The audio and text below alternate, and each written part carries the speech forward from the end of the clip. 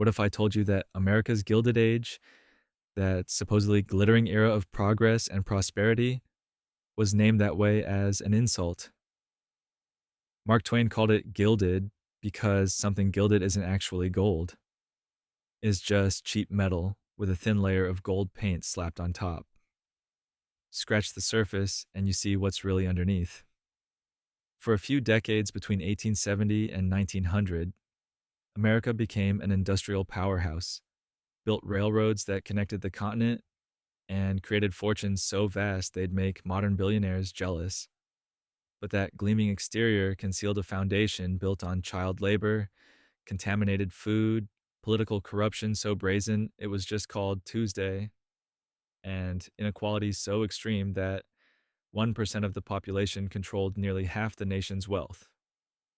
Tonight, we're going to explore 25 verified facts about the Gilded Age that rarely make it into the highlight reel. Not conspiracy theories, not exaggerations, just the documented, uncomfortable truths about how America built itself into a superpower and who paid the price for that transformation. So hit that subscribe button if you enjoy falling asleep while learning things that make you grateful for labor laws and building codes. Get comfortable, dim the lights, and let's start with something that should disturb you more than it probably will. The fact that children as young as 8 years old were considered perfectly acceptable factory workers. Child labor in the industrial machine. Picture a factory floor in 1885. The air is thick with cotton dust or coal smoke, depending on what kind of facility we're talking about.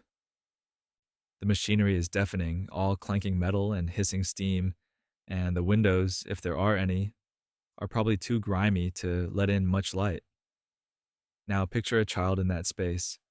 Not a teenager, a child, maybe 8 years old, maybe younger. Small hands moving quickly between moving parts, because small hands can reach places adult hands cannot. This wasn't an occasional thing. This wasn't a few isolated cases. This was standard practice.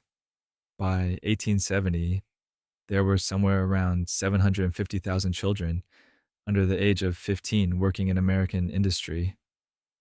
By 1900, that number had risen to roughly 1.7 million, and those are just the ones who were actually counted. The census takers missed plenty, especially in rural areas and in industries that operated outside the formal economy. Children worked in textile mills where they breathed in cotton fibers that would eventually destroy their lungs. They worked in coal mines, crawling through spaces too narrow for adult miners, separating coal from slate with their bare hands until their fingers bled. They worked in canneries, in glass factories, in tobacco processing plants, in any place where their small size could be considered an advantage. The hours were long. 10-hour days were common. 12-hour days were not unusual. Some children worked overnight shifts because factories ran around the clock and there weren't enough adults to fill all the positions, or more accurately, children could be paid less, so why hire adults? The wages were a fraction of what an adult would earn, sometimes just pennies a day, but for families living on the edge of starvation, those pennies meant the difference between eating and not eating.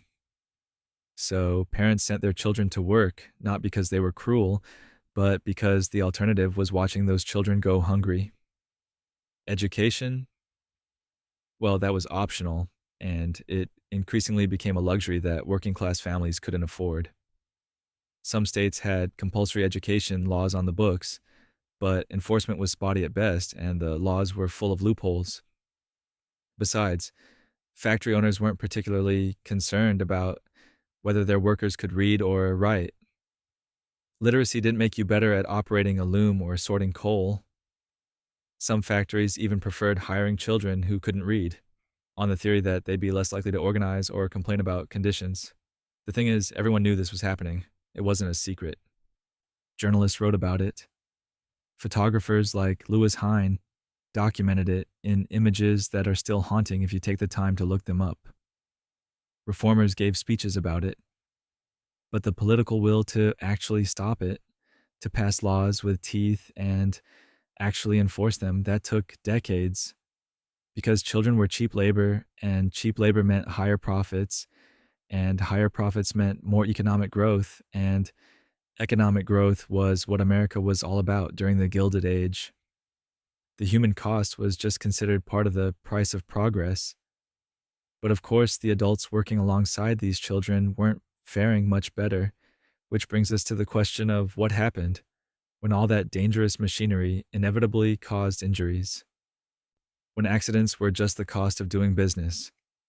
So you're working in a factory in the 1880s.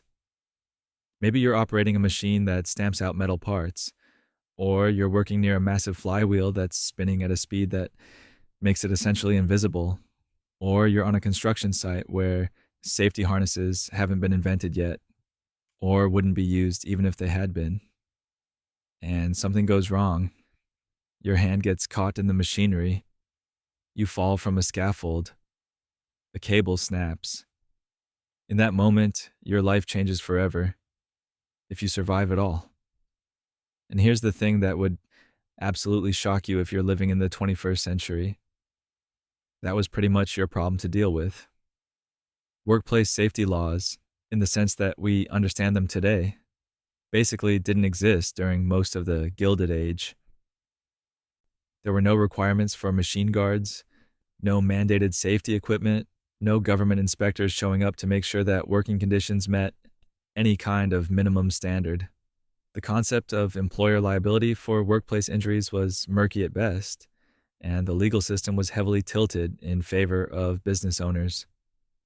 If you got hurt on the job, you had three major obstacles to overcome if you wanted any kind of compensation.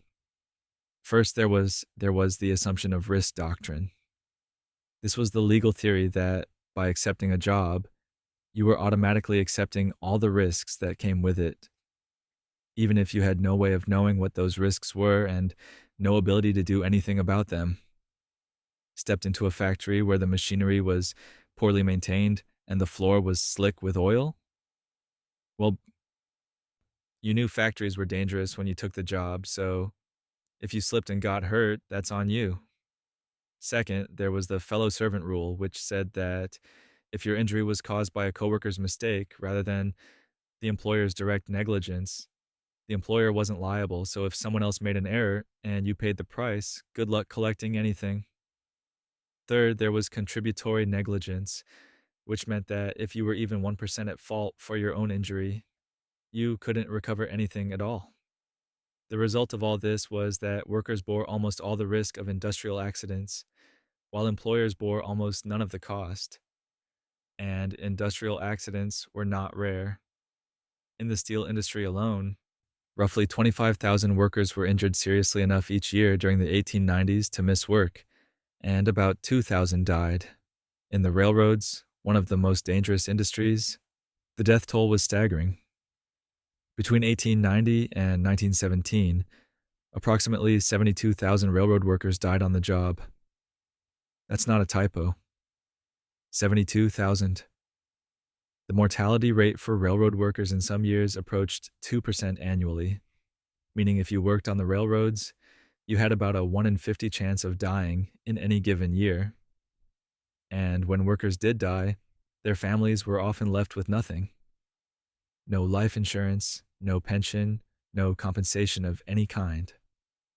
Widows and children might be evicted from company housing within days of the worker's death. Some companies would make token payments to families, especially if there was bad publicity, but there was no legal requirement to do so. The attitude, openly expressed by many business leaders of the era, was that workers who got injured had been careless, that they should have been more careful, that accidents were personal failures rather than predictable outcomes of dangerous conditions and inadequate equipment. It took years of organizing, years of strikes, years of workers literally dying to demand better conditions before anything changed. The first workmen's compensation laws didn't start appearing in the US until the early 1900s, and even then, they were limited in scope and often fought tooth and nail by business interests. The idea that employers had a responsibility to provide safe working conditions and to compensate workers who were injured despite their best efforts, that was a radical notion during the Gilded Age. But the workers who did try to organize and demand better treatment often found themselves facing something even more direct than legal doctrines. They found themselves facing men with guns, which is where our story goes next: private armies and industrial warfare. Let's talk about the Homestead Strike of 1892, because it perfectly illustrates how far industrial companies were willing to go to maintain control over their workers. The Carnegie Steel Company, which was partly owned by Andrew Carnegie, one of the richest men in America, had a plant in Homestead, Pennsylvania. The workers there were represented by a union, and when their contract was up for renewal, negotiations didn't go well. The company wanted to cut wages. The union said no. Pretty standard labor dispute, right? Except what happened next was less like a negotiation and more like a small war. Carnegie's partner, Henry Clay Frick, who was managing the situation, decided to break the union.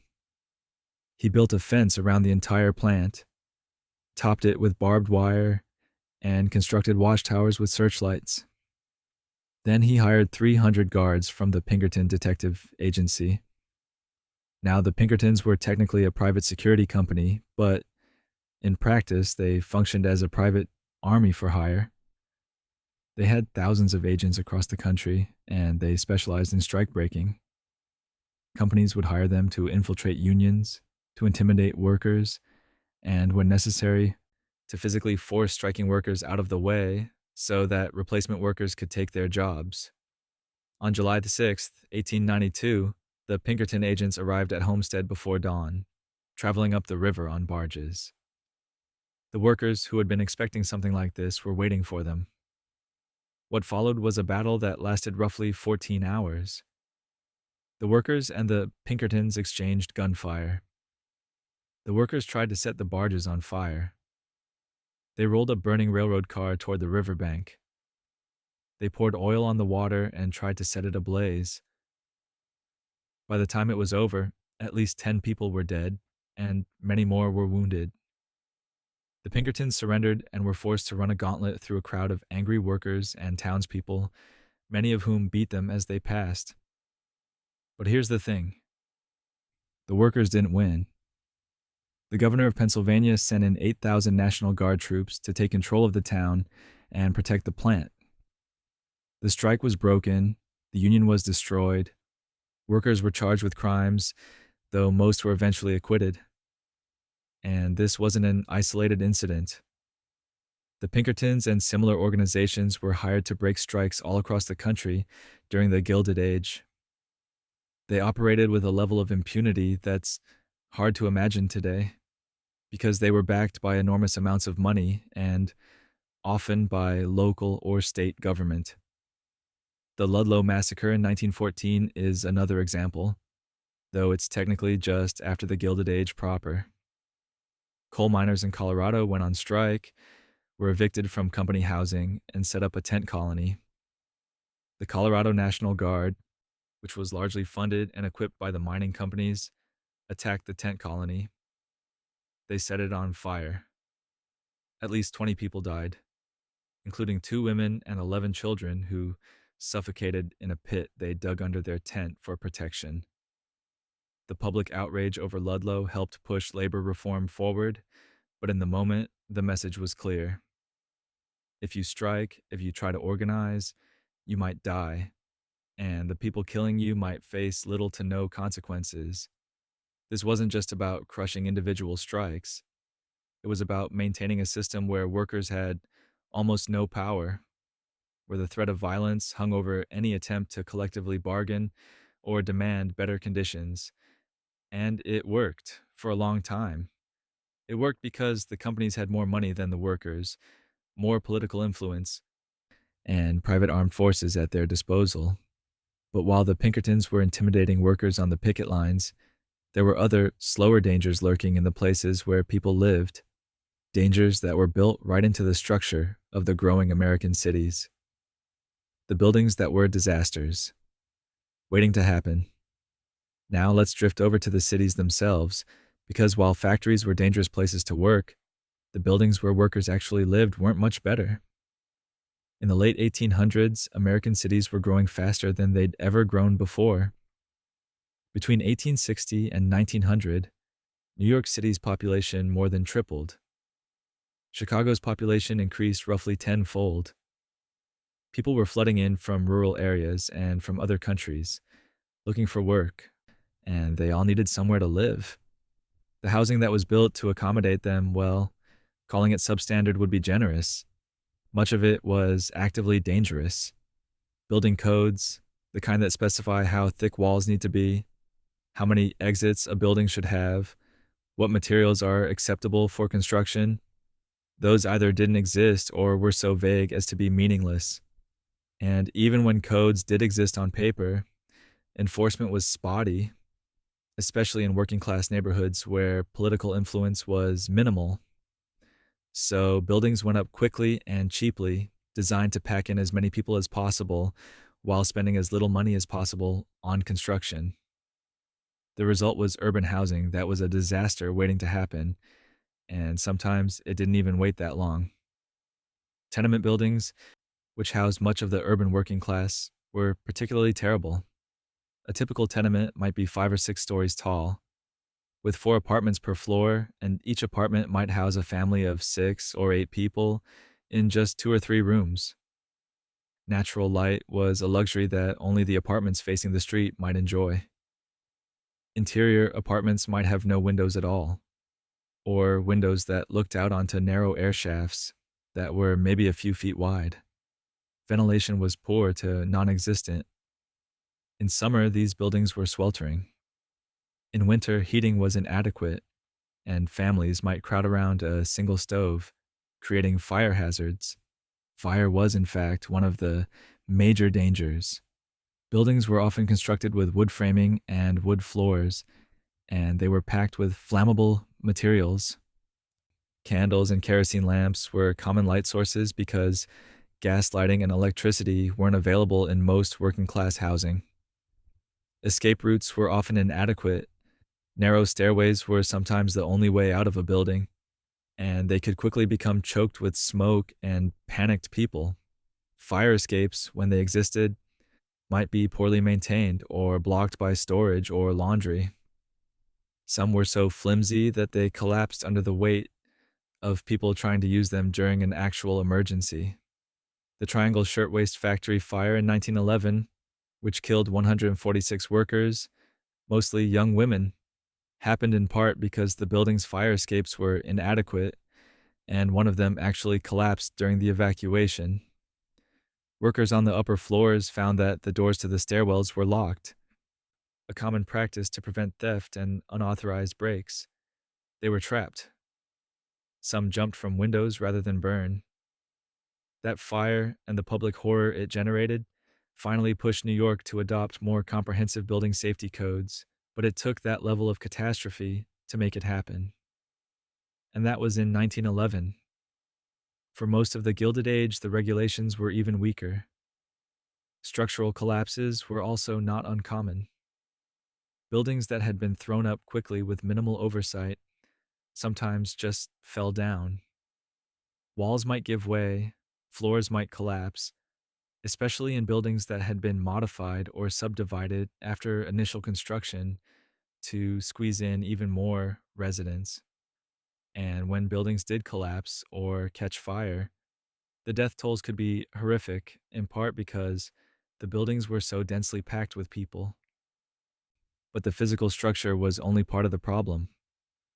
Inside these tenements, basic sanitation was often a distant dream, which is where we should probably turn our attention next, to the question of what happened when hundreds or thousands of people were living in buildings that weren't designed to handle their most basic human needs. Living without light, air, or running water. So you've made it to the city. You've found work, maybe in a factory, or as a domestic servant, or doing piecework at home.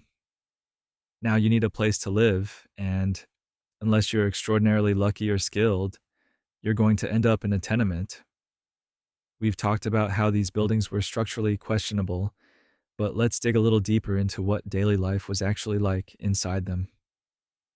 Because the lack of basic amenities would absolutely horrify anyone living in the developed world today. Let's start with the most basic question: where did you go to the bathroom? In many tenements, especially before the 1890s, the answer was an outhouse in the backyard, shared by everyone in the building, maybe dozens of families. In a city, in the 1880s, now you might be thinking, well, that's unpleasant but manageable, and you'd be right if we were talking about a rural farmhouse. But we're talking about densely packed urban buildings where the backyard might be a narrow courtyard shared by multiple structures, where the outhouses were right next to where people might be trying to dry laundry, or where children played, and where the waste had to be removed by hand, hauled away in carts by workers who were doing one of the worst jobs imaginable. Some slightly newer tenements had indoor toilets, but indoor is doing a lot of work in that sentence. These were usually located in the hallway, shared by multiple families. One toilet per floor, maybe two if you were lucky. Privacy was minimal. Maintenance was often poor, and the plumbing, when it worked, was rudimentary. In buildings where the plumbing didn't work, which was not uncommon, people would resort to chamber pots, the contents of which might be thrown out windows into alleys or courtyards, because getting down to the outhouse in the middle of the night was not always feasible, especially if you were on the fourth or fifth floor. Now let's talk about water. Running water in individual apartments was rare before the very end of the 19th century, and even then it was far from universal in working class housing. Many tenements had a single faucet for the entire building, located in a courtyard or basement. You wanted water for cooking, for cleaning, for drinking. You carried it upstairs in buckets. You wanted hot water? You heated it yourself, probably on a stove that you were also using for cooking and for warmth. You wanted to bathe? Well, that was complicated. Full body baths were infrequent luxuries. Most people made do with sponge baths using small amounts of heated water. Public bathhouses existed in some cities, but they cost money and required time that working people often didn't have. The lack of running water and proper sanitation created obvious health hazards. Disease spread easily in these conditions. Cholera outbreaks were not uncommon in the mid to late 1800s. Typhoid fever was a regular visitor. Tuberculosis, which thrives in crowded, poorly ventilated spaces, killed thousands. Infant mortality rates in tenement districts were staggering. In some neighborhoods, 1 in 4 children died before their first birthday. The connection between poor sanitation and disease was becoming better understood by the late 19th century, but translating that understanding into action, into actually mandating proper plumbing and sanitation in all housing, that took time and political will that wasn't always available.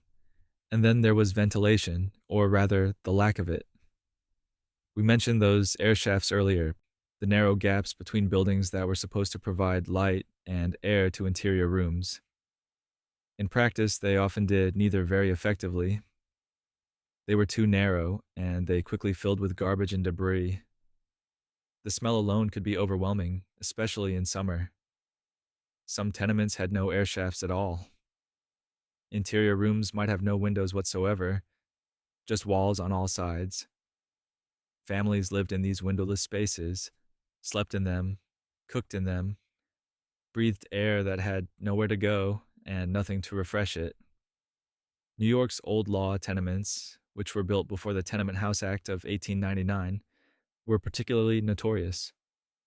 It wasn't until that 1899 law that new tenements were required to have proper windows in every room, to have better ventilation, to meet certain minimum standards for sanitation. But enforcement was still inconsistent, and the law didn't apply retroactively to buildings that already existed. Thousands of families continued living in the old-style tenements for decades because they had no other affordable options. The newer, safer housing that went up after the reforms was often more expensive, priced beyond what many working families could afford. So, when we talk about the Gilded Age, when we talk about America building itself into an industrial powerhouse, we need to remember that millions of people were living like this, not in the distant past, not in some other country. Here, in American cities, while fortunes were being made just a few miles away in mansions that had dozens of rooms, hot and cold running water, and indoor bathrooms that would flush. The contrast was stark, and it was visible to anyone who cared to look. Some people did look, and some even wrote about it, but changing these conditions required overcoming enormous political and economic resistance. And speaking of political resistance, the federal government itself wasn't exactly rushing to the defense of working people when they tried to fight for better conditions, which brings us to a pattern that repeated itself over and over during this era. When the government sent troops against its own workers, here's a scenario that played out multiple times during the Gilded Age. Workers go on strike, demanding better wages or working conditions.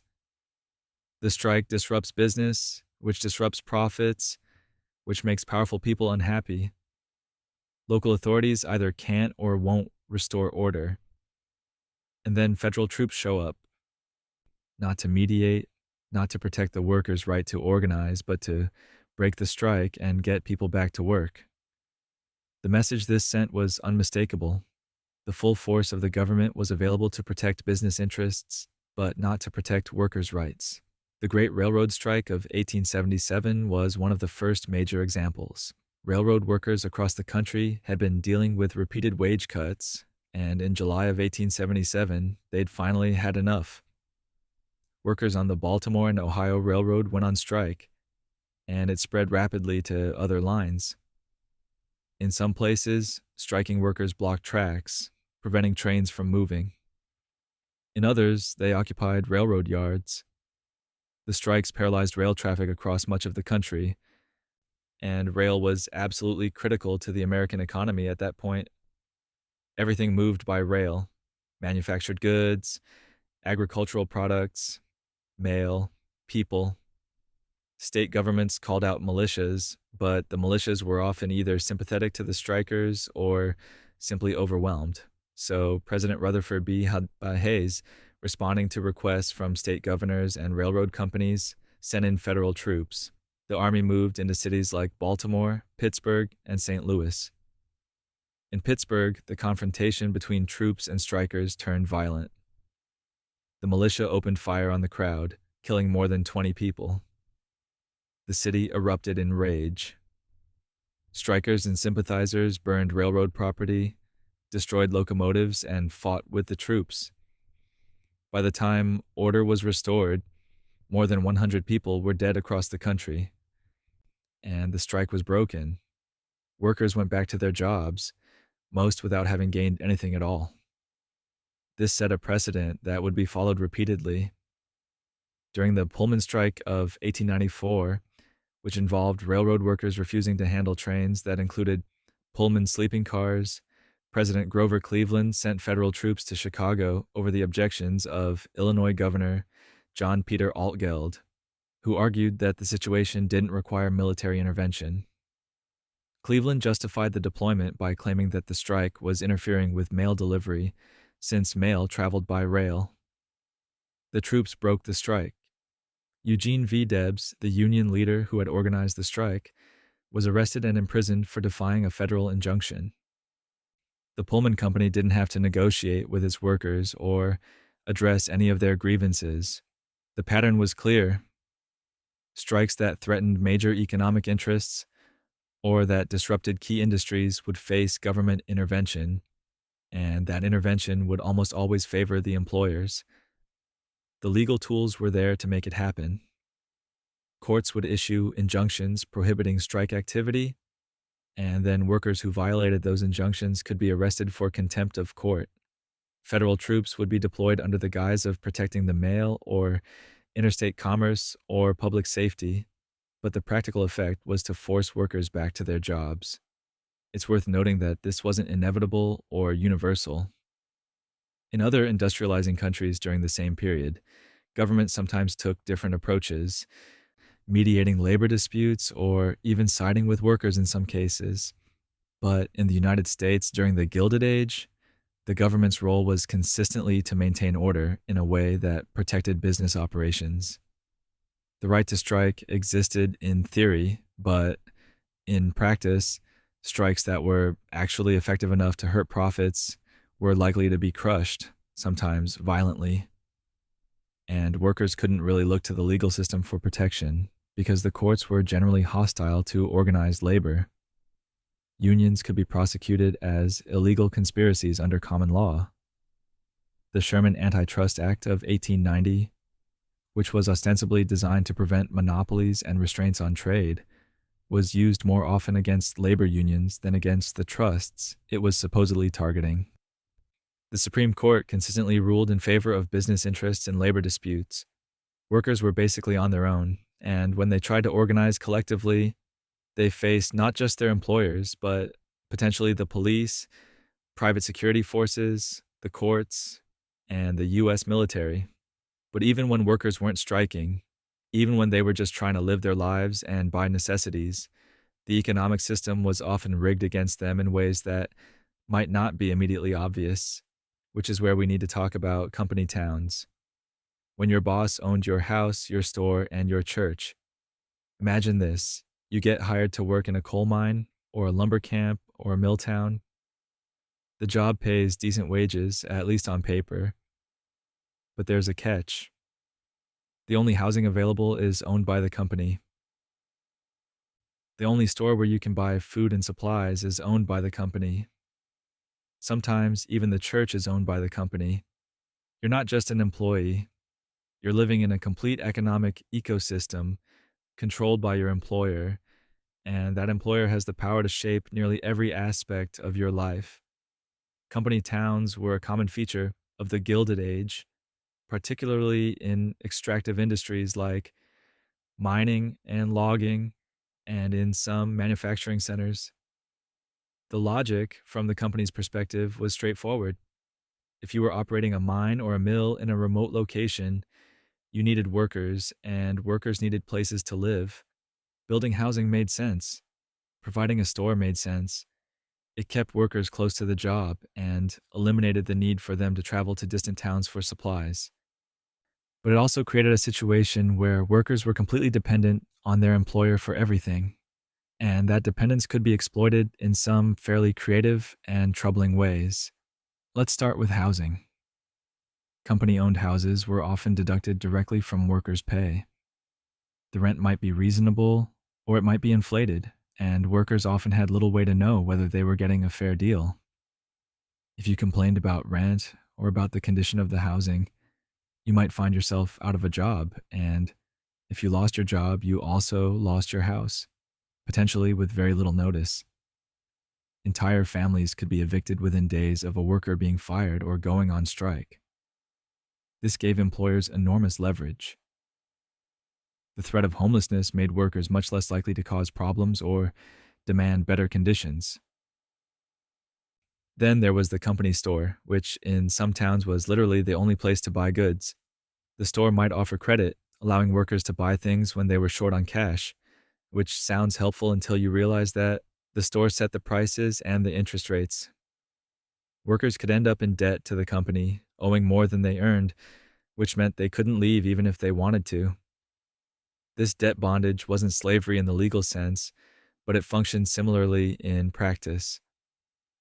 You were tied to your employer by financial obligations that you couldn't easily escape. The phrase, "I owe my soul to the company store," comes from the song 16 Tons, written in the 1940s, but describing conditions that were typical of the Gilded Age. The lyrics capture the trap perfectly. You work hard, but your debt keeps growing and you can never get ahead. Some companies even paid workers partially or entirely in scrip, which we'll talk about more in a moment, but the effect was to further limit workers' economic freedom. You couldn't take your wages and go somewhere else because your wages weren't really money. They were company-issued tokens that were only good at company-owned businesses. Control extended beyond economics. In some company towns, the employer influenced or outright controlled local government. The company might appoint the mayor and the town council. It might employ the sheriff and his deputies. If you had a dispute with the company, there was no neutral authority to turn to. Everyone in a position of power owed their position to the company, and they knew it. Some companies even controlled churches and schools, shaping not just the economic life of the town, but its moral and intellectual life as well. The goal was to create a workforce that was loyal, compliant, and unable to organize against company interests. Not all company towns were equally oppressive.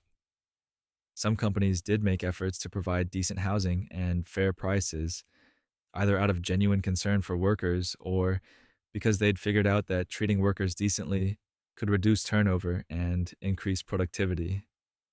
But the potential for abuse was always there, built into the structure of the arrangement. Workers in company towns had very little power and very few options. They were trapped in a system designed to extract maximum labor while giving the company maximum control. And if the housing and the store weren't enough to keep workers in line, there was always the matter of how they got paid, which deserves a closer look. When your paycheck wasn't actually money, let's say you've just finished a week of work, you've spent 6 days in the mine or the mill, 10 or 12 hours a day. It's payday. You line up with the other workers, and when your turn comes, the company pays you. But they don't pay you in dollars. They pay you in scrip. Company scrip. Little metal tokens or paper certificates that have the company's name on them and a dollar value assigned by the company, and you can use them to buy things, but only at company-owned stores. You can't take them to a bank. You can't use them in the next town over. They're not legal tender. They're essentially a private currency that only has value within the economic system controlled by your employer. This was not a minor or isolated practice. Scrip was widely used in mining towns, in lumber camps, in textile mill communities, anywhere that companies had established economic control over a region. The companies would argue that scrip was necessary because they operated in remote areas where banks were scarce, and transporting actual cash was difficult or dangerous. And there was some truth to that in certain cases.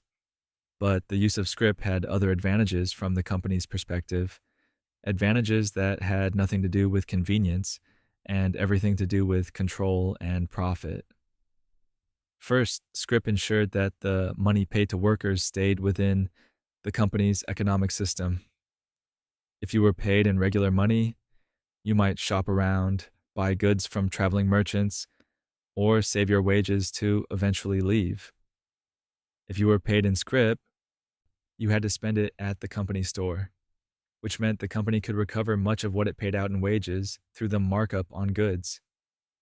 The system created a closed economic loop where money flowed from the company to workers and then immediately back to the company, with workers getting only the use of goods in between. Second, scrip could be manipulated in ways that regular currency couldn't. The company might suddenly announce that old scrip would be replaced with new scrip, and the exchange rate might not be 1-to-1. Workers could lose value in the transition, or the company might refuse to redeem scrip for actual cash, or only redeem it at a significant discount. Some companies would cash out scrip at 70 or 80 cents on the dollar, meaning if you'd earned $10 worth of scrip and wanted to leave town, you'd only get 7 or 8 actual dollars. The 20 or 30% discount was pure profit for the company and a tax on workers who wanted to leave. Third, scrip created debt in ways that were harder to escape than debt denominated in regular money. If you owed the company money and you were being paid in scrip, the company could simply deduct what you owed from your scrip wages before you ever received them. There was no opportunity to negotiate or dispute the amount. The company kept the books, and workers often had little visibility into exactly how much they owed or how the debt was calculated. Interest and fees could accumulate in ways that were obscure and difficult to challenge. The use of scrip was controversial even during the Gilded Age. Some states passed laws restricting or banning it.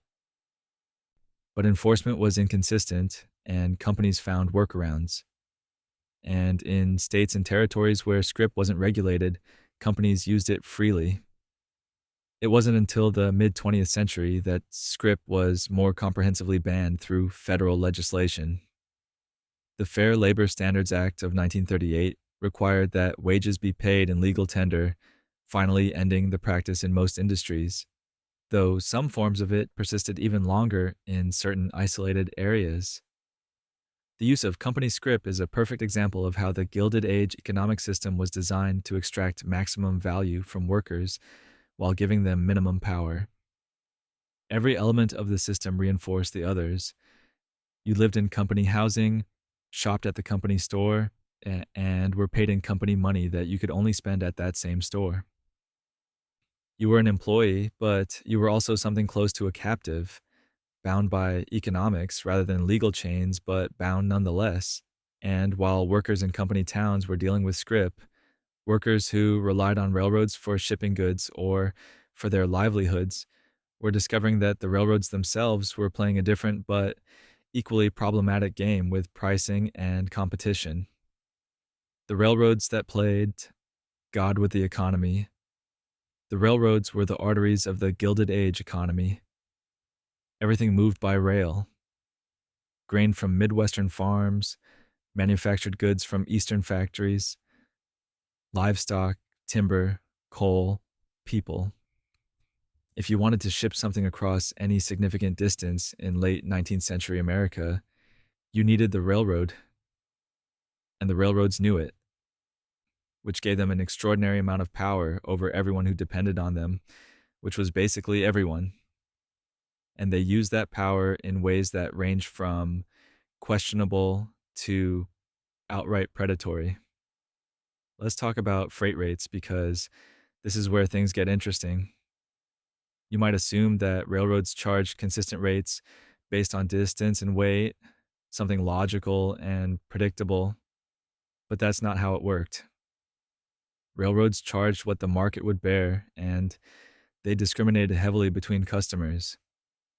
A large shipper, someone who gave the railroad a lot of business, might get favorable rates, sometimes rates that were below the actual cost of transportation.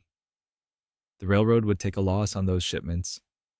A small shipper, someone who had no alternative and no negotiating power, might be charged rates that were far above cost, rates that ate up most of the profit margin on whatever they were shipping. This differential pricing meant that the railroads could essentially pick winners and losers in the economy. A farmer who lived in a town served by only one railroad might pay exorbitant rates to ship grain to market, rates that made it almost impossible to make a profit. Meanwhile, a large grain dealer in a city served by multiple competing railroads might pay rock-bottom rates because the railroads were competing for that business. The railroad made up the loss by overcharging the captive customers who had no choice. It was wealth extraction through monopoly power, plain and simple. Railroads also engaged in practices that crushed competition in other industries. One common tactic was the rebate system. A railroad would publicly charge everyone the same rate, but then secretly give rebates to preferred customers, usually the largest shippers. This allowed big companies to undercut smaller competitors who were paying full price for shipping. John D. Rockefeller's Standard Oil was particularly skilled at negotiating these kinds of deals. Standard Oil didn't just get rebates on its own shipments. In some cases, it negotiated to receive rebates on competitors' shipments as well. Every time a competitor shipped oil, Standard Oil got a kickback. It was an arrangement that made competition nearly impossible. The railroads could also destroy entire towns by routing decisions. If a railroad decided to build a line through one town instead of another, the first town would thrive and the second might wither. Towns would offer enormous incentives to attract railroads, free land, tax breaks, cash payments, and sometimes railroads would play towns against each other, extracting concessions from multiple locations before finally choosing one. The economic power was so concentrated that railroads could shape regional development in ways that no other private entity could. There were attempts at regulation. The Interstate Commerce Act of 1887 created the Interstate Commerce Commission, which was supposed to regulate railroad rates and prevent discrimination. But the ICC was chronically underfunded and understaffed, and court rulings limited its power. Railroads fought regulation at every turn, and they had the money to hire the best lawyers and to influence legislators.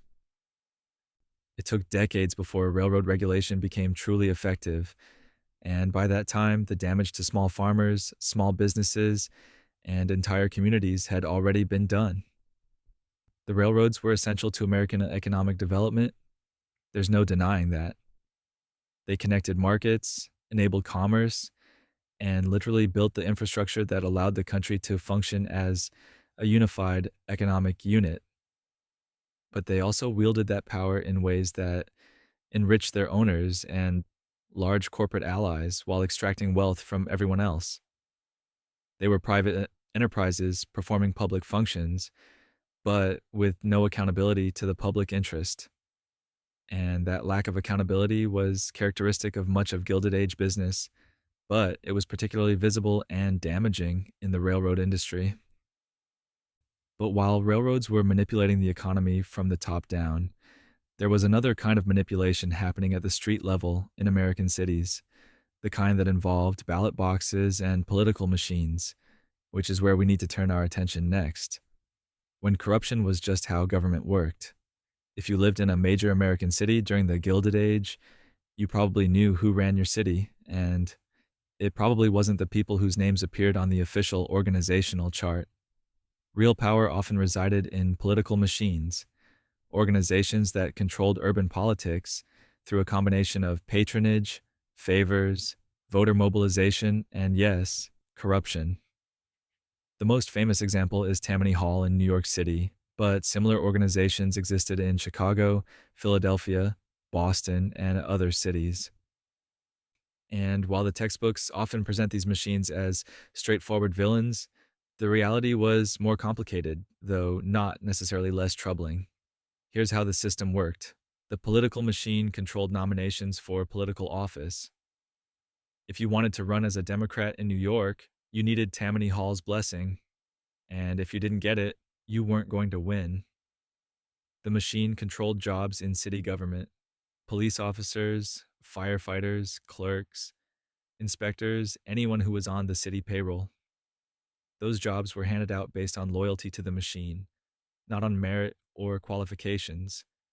If you wanted a government job, you went through the machine, and in exchange for that job, you were expected to work for the machine's candidates during elections, to get your friends and family to vote the right way, and to kick back a portion of your salary to the machine. The machine provided services to constituents, particularly to immigrant communities. If you needed help navigating American bureaucracy, if you needed a job, if your family was facing eviction, or you needed coal to heat your home in winter, you could go to your local ward boss and he might help you out. Not out of charity, but because those favors bought loyalty and votes. On election day, the machine made sure its supporters got to the polls, sometimes through legitimate get-out-the-vote efforts, sometimes through intimidation, sometimes through outright fraud. Ballot box stuffing was common. Voting multiple times was common. In some cases, the names of dead people remained on voter rolls, and those names mysteriously cast ballots election after election. Vote buying was practiced openly in some areas, with machine operatives handing out cash or drinks in exchange for votes. The secrecy of the ballot wasn't always respected. Ballots might be printed on colored paper so that machine representatives could see how people voted. Or voters might be required to bring their marked ballot to a machine operative to prove they'd voted correctly before receiving payment. All of this corruption had costs that went far beyond the moral. City contracts for construction, for services, for supplies, those were awarded based on kickbacks rather than competitive bidding. Companies that wanted to do business with the city knew they had to pay off the machine, and they built that cost into their bids, which meant the city was paying inflated prices for everything. The machine bosses and their associates became wealthy, not through business success or innovation, but through systematic looting of public funds. The quality of city services suffered.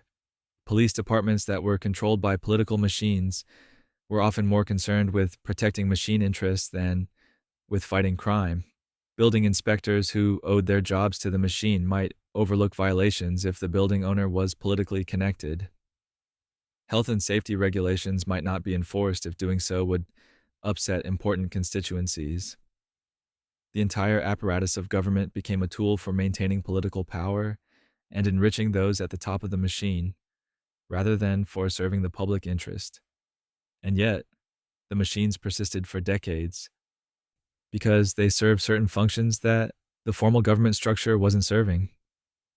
They helped immigrants navigate a confusing system. They provided a crude form of social welfare at a time when official safety nets barely existed. They gave ethnic and working class communities some degree of political representation and power.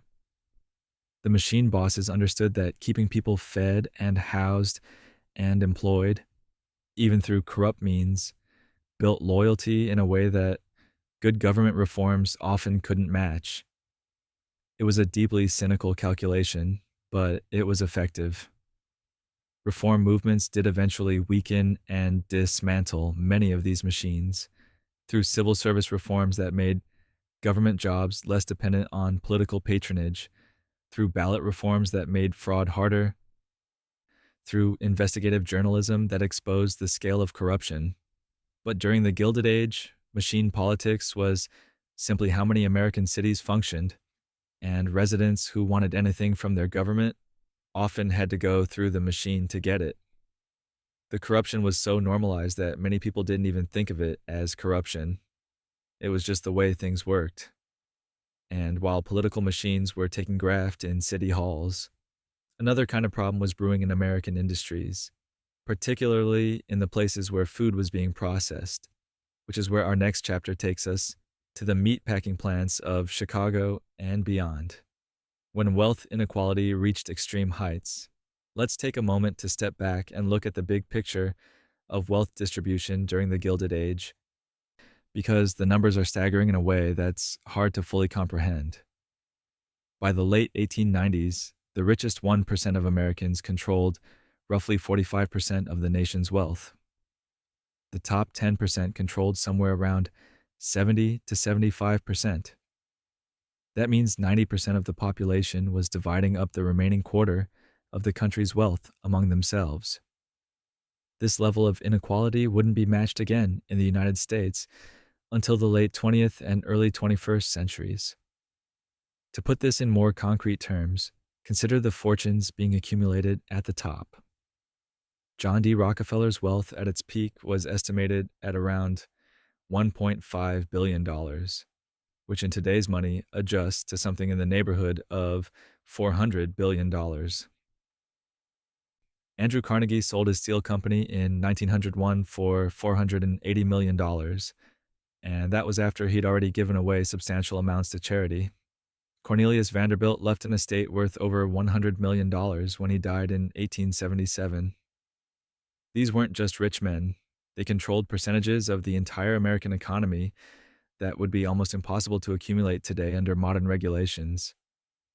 Meanwhile, at the other end of the spectrum, a typical factory worker might earn between $1.50 and $2 per day, assuming they worked every day, which many couldn't because employment was often irregular. That works out to somewhere between $450 and $600 per year.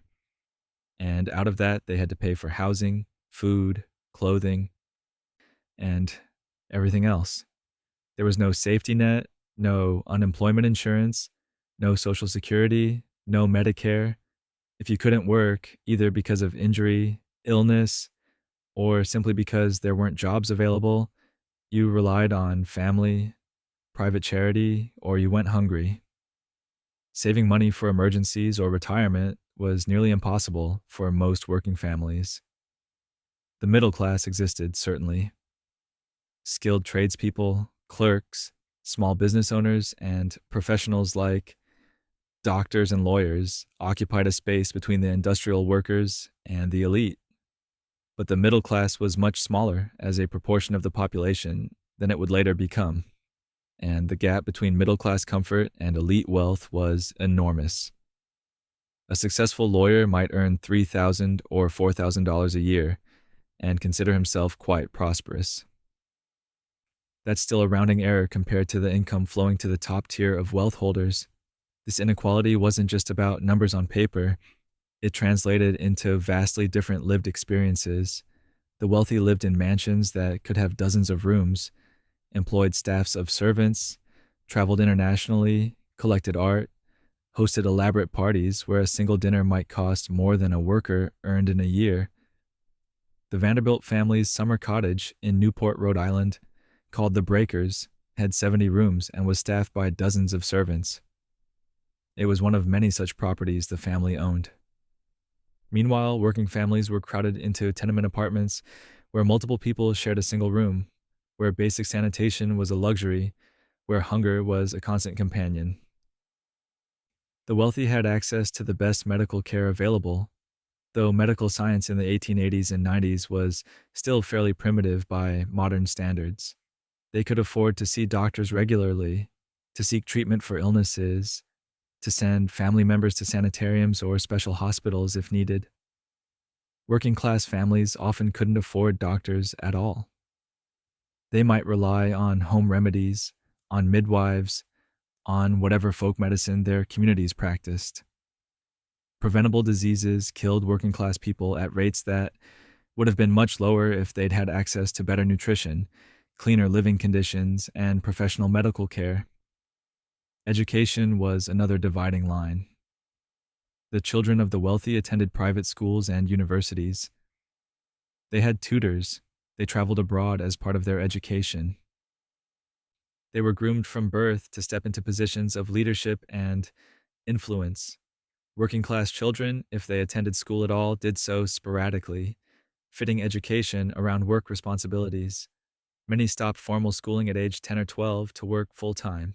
The idea of universal education through high school, much less college, was aspirational rather than actual for most of the population.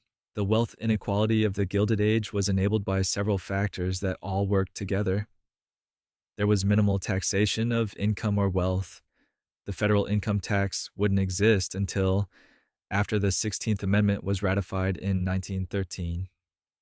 There was minimal regulation of business practices, allowing the accumulation of monopoly power and the exploitation of labor. There was no meaningful welfare state to redistribute resources or provide a floor below which people couldn't fall. And there was a prevailing ideology that justified inequality as the natural result of competition and talent, rather than as a structural problem that might require collective action to address. Some wealthy individuals did give substantial amounts to charity. Carnegie became famous for his philanthropic giving, funding libraries, universities, and cultural institutions. Rockefeller gave enormous sums to various causes, particularly in education and medical research. But this private charity, however generous, was voluntary and selective. It didn't address systemic issues, and it left the basic power structure intact. The wealthy decided which causes were worthy of support, and their giving often reinforced their own social position and values. But while the wealthy were building libraries and collecting art, another system was operating in American cities that gave certain communities access to services and political power, albeit through deeply corrupt means, which is where we should turn next. Trading services for votes in the machine era. We've touched on political machines already, but let's look more closely at one specific aspect of how they functioned: the exchange of services for political support. This was the retail level of machine politics, the day-to-day interactions between ward bosses and constituents that kept the system running. And while it was undeniably corrupt, it also served real needs for people who had nowhere else to turn, which is what made it so durable and difficult to reform. If you were a recent immigrant living in New York or Chicago or Boston in the 1880s, the city could be an overwhelming place. You might not speak English well. You might not understand how American institutions worked. You needed a job, housing, help navigating bureaucracy. The official channels for getting help were limited or non existent. Settlement houses and charitable organizations existed, but they were often operated by middle class reformers who might be more interested in changing your behavior than in addressing your immediate needs. The political machine, by contrast, offered practical help with minimal moralizing. Your local ward boss, or one of his representatives, might help you find work. The machine controlled many city jobs and had relationships with private employers who wanted to stay on good terms with the political establishment. If you needed a job with the city as a street cleaner or a police officer or anything else, the machine could make that happen. If you needed work in the private sector, the ward boss might know someone who was hiring and could put in a word for you. In exchange, you were expected to vote for machine candidates and to get your friends and family to do the same. If you were facing eviction, if your family needed food, if you needed coal to heat your home in winter, the machine might help with that too.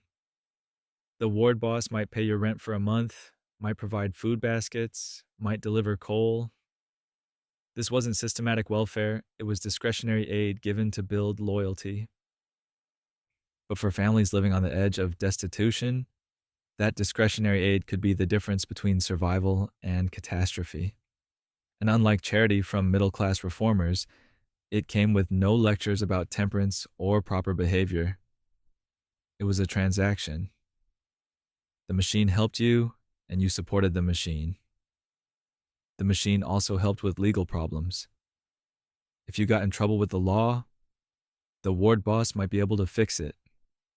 He might know the judge, the prosecutor, the police. Charges might be dropped or reduced. Bail might be posted. This created obvious opportunities for abuse. It meant that justice was for sale, and that politically connected people could evade consequences for their actions. But it also meant that poor people who couldn't afford lawyers had somewhere to turn when they needed help navigating the legal system. On election day, the machine made sure that grateful constituents actually voted. Machine representatives would remind people of the help they'd received and make it clear that continued help depended on continued support. They'd arrange transportation to polling places for people who needed it. They'd help people who couldn't read fill out ballots, often in ways that ensured those ballots were marked correctly from the machine's perspective. And in some cases, they'd engage in outright fraud. But the line between aggressive get-out-the-vote effort and fraud was often blurry.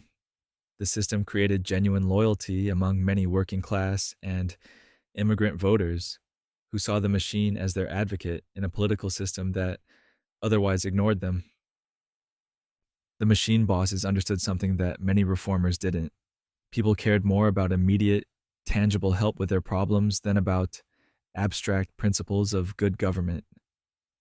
A ward boss who helped you feed your family was worth more in political terms than a reform candidate who promised to root out corruption, but had no plan for making sure you didn't starve while he was doing it. But the cost of this system was enormous. The services provided by the machine were paid for, directly or indirectly, by taxpayers through inflated contracts, through positions on the city payroll that existed primarily to reward political loyalty, through corruption that drove up the cost of everything the city did. The machine created a system where political connections mattered more than merit, where public resources were distributed based on loyalty rather than need. It institutionalized corruption as the price of accessing services that, in a functional system, would have been provided based on eligibility and need rather than on political support. And it undermined democratic governance by making elections less about policy choices and more about which machine could most effectively mobilize its supporters and suppress opposition. Voter participation was often high in machine-controlled cities, but That participation was heavily managed and manipulated. The machine wanted turnout, but it wanted the right kind of turnout. Its own supporters showing up to vote the way they were told. Independent voters, reformers, anyone who challenged machine control, those people face obstacles and sometimes intimidation. The entire system was designed to maintain the status quo and to keep the machine in power. But while urban political machines were managing cities through patronage and corruption, another kind of institution was operating with minimal oversight in a way that would eventually horrify the nation when the truth came out. And that brings us to the meatpacking industry. When your meat was processed in nightmare conditions. Let's take a trip to the Union stockyards in Chicago, which by the 1890s was the center of the American meatpacking industry. Millions of animals passed through these yards every year, cattle, pigs, sheep, all being converted into the meat that would feed the nation. The scale of the operation was staggering. It was industrial food production on a level that had never existed before. And the conditions under which this food was being produced were, to put it mildly, not what you'd want to think about while eating dinner. The problem wasn't just that the work was dangerous for the workers, though it absolutely was. Men worked with sharp knives and moving machinery in cold, wet conditions. Injuries were common. Fingers and hands could be lost to knives or machinery. Falls were frequent. The repetitive motions required by the work caused chronic injuries. Workers who were hurt badly enough that they couldn't continue working were simply replaced. There was always someone else desperate enough for work to take their place. But the more immediate concern for consumers should have been the sanitary conditions, or rather the complete lack thereof. There was essentially no government inspection of meatpacking facilities for most of the Gilded Age. Companies operated with almost no oversight regarding cleanliness or food safety. The facilities were not designed with sanitation in mind. Blood and animal waste covered floors. Rats were everywhere, and their bodies sometimes ended up in the processing equipment along with the meat. Workers had no facilities for washing their hands. If someone was sick, they kept working anyway because missing work meant losing pay they couldn't afford to lose. Meat that fell on the floor was picked up and processed. Spoiled meat might be treated with chemicals to hide the smell and taste, then sold. The working conditions and the sanitary conditions were intertwined. Workers who were exhausted, who were working at a frantic pace, who were in pain from injuries or chronic conditions, they weren't going to be particularly careful about food safety. Companies that saw workers as disposable weren't going to invest in their well-being or in proper facilities. The entire system was optimized for speed and profit, not for safety or quality. Meat was pushed through the system as quickly as possible, and anything that slowed production was eliminated. The products that came out of this system were sold across the country and internationally. Canned meat, sausages, packaged beef, and pork, all of it produced under conditions that would be unthinkable today. Consumers had no way of knowing how their food was produced. There was no labeling requirement, no transparency, no accountability. People just trusted that the meat they bought was safe, and much of the time, they were putting that trust in companies that were cutting every possible corner to maximize profit. The truth about meatpacking conditions became national news with the publication of Upton Sinclair's novel, The Jungle, in 1906. Sinclair had spent weeks investigating the Chicago stockyards, and his book, though fictionalized, was based on real conditions he'd observed. The public was horrified, not so much by the suffering of the workers, which was Sinclair's main concern, but by the descriptions of how their food was being produced. The outcry was immediate and intense, and it led directly to the Meat Inspection Act and the Pure Food and Drug Act, both passed in 1906. But it's important to understand that these conditions existed for decades before anyone did anything about them. The meatpacking companies knew how their facilities operated. Government officials could have investigated if they'd wanted to. The information was available to anyone who cared to look, but there was no political will to act until a book made it impossible to ignore, until middle-class consumers realized that they were personally affected by these conditions. The workers had been trying to draw attention to these issues for years, but it took the threat to consumers' health to finally prompt reform. And the pattern of industry operating with minimal oversight and regulation wasn't limited to meatpacking. It was characteristic of much of the Gilded Age economy. But while contaminated meat was a concern for everyone, certain groups faced additional systematic obstacles that went far beyond food safety or working conditions, which is where we need to examine some uncomfortable truths about who was bearing the worst of the era's burdens. Scapegoating immigrants during economic hard times. The Gilded Age was a period of massive immigration to the United States. Between 1870 and 1900, more than 11 million immigrants arrived, coming primarily from Europe but also from Asia and other regions. They came seeking economic opportunity, fleeing political or religious persecution, looking for a better life, and they were frequently blamed for every economic problem the country faced, often by people who were themselves immigrants or the children of immigrants, just from an earlier wave. When wages were low, immigrants were blamed for undercutting American workers by accepting lower pay. When unemployment was high, immigrants were blamed for taking jobs that should have gone to native-born citizens. When urban housing was crowded and unsanitary, immigrants were blamed for creating slums. When crime rates rose, immigrants were blamed for lawlessness. The logic was often circular and contradictory. Immigrants were simultaneously accused of being lazy and refusing to work and of working too hard and driving down wages. But consistency wasn't the point. The point was to have a convenient scapegoat for problems that had deeper structural causes. The reality was more complicated. Immigrants did compete for jobs with native-born workers, and in a labor market where workers had little power and employers had almost all of it, that competition did sometimes drive wages down. But the problem wasn't the immigrants themselves.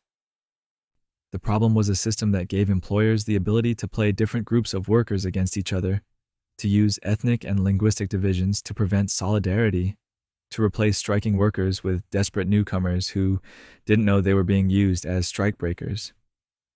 Employers benefited enormously from immigration because it kept the labor market oversupplied and wages low. But when workers got angry about their conditions, the anger was often directed at other workers rather than at the employers who were exploiting everyone. Different immigrant groups faced different levels of hostility. Irish immigrants, who had arrived in large numbers in the mid-19th century, faced discrimination and prejudice. They were often portrayed as violent, drunken, and unfit for full participation in American society. By the late 19th century, much of that hostility had shifted to newer arrivals from Southern and Eastern Europe: Italians, Poles, Russians, Greeks. These groups were sometimes categorized as racially inferior by the pseudoscientific theories of the era, which held that Northern Europeans were superior to Southern Europeans, who were in turn superior to other groups. It was nonsense, but it was widely believed nonsense, and it justified treating these immigrants as second-class residents. Chinese immigrants faced particularly severe discrimination. The Chinese Exclusion Act of 1882 prohibited Chinese laborers from immigrating to the United States, the first time U.S. law explicitly barred immigration based on nationality. Chinese immigrants already in the country face violence, economic discrimination, and social exclusion. They were blamed for depressing wages, for bringing disease, for failing to assimilate. In reality, Chinese immigrants had helped build the Transcontinental Railroad and had contributed enormously to Western economic development. But that didn't protect them from scapegoating when economic conditions worsened. The pattern repeated during economic downturns. The Depression of 1893, which was severe and lasted for several years, saw a surge in anti-immigrant sentiment. Nativist organizations grew in size and influence. There were calls to restrict immigration more severely, to require literacy tests, to exclude people who were likely to become dependent on charity. The argument was that America needed to protect itself from being overwhelmed by foreigners who didn't share American values and who were somehow fundamentally different from earlier waves of immigrants, though, of course, earlier waves had faced similar accusations when they'd arrived. The irony is that much of American industrial development during the Gilded Age was built on immigrant labor. Immigrants worked in the factories, the mines, the construction sites that were building modern America. They brought skills, entrepreneurship, and cultural diversity that enriched American society. But rather than being welcomed as contributors, they were often treated as problems to be solved, as threats to be contained. The hostility they faced was rooted partly in economic anxiety, which was real and understandable, but also in prejudice, in fear of difference, in a tendency to blame vulnerable outsiders for problems created by powerful insiders. And while immigrants from Europe and Asia were facing discrimination and scapegoating, another group was discovering that institutions that were supposed to serve the public were often serving other interests entirely. Which brings us to the uncomfortable relationship between police departments and political machines. When police served politics more than justice. Let's talk about urban policing during the Gilded Age, because the police departments in major American cities often functioned less as law enforcement agencies and more as the enforcement arms of political machines. Police officers owed their jobs to political patronage. They were hired based on their loyalty to the machine, not on their qualifications or their commitment to public safety.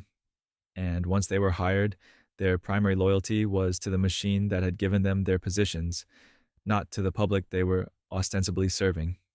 In a city like New York, where Tammany Hall controlled Democratic politics and Democrats controlled the city government, the police department was effectively a branch of Tammany.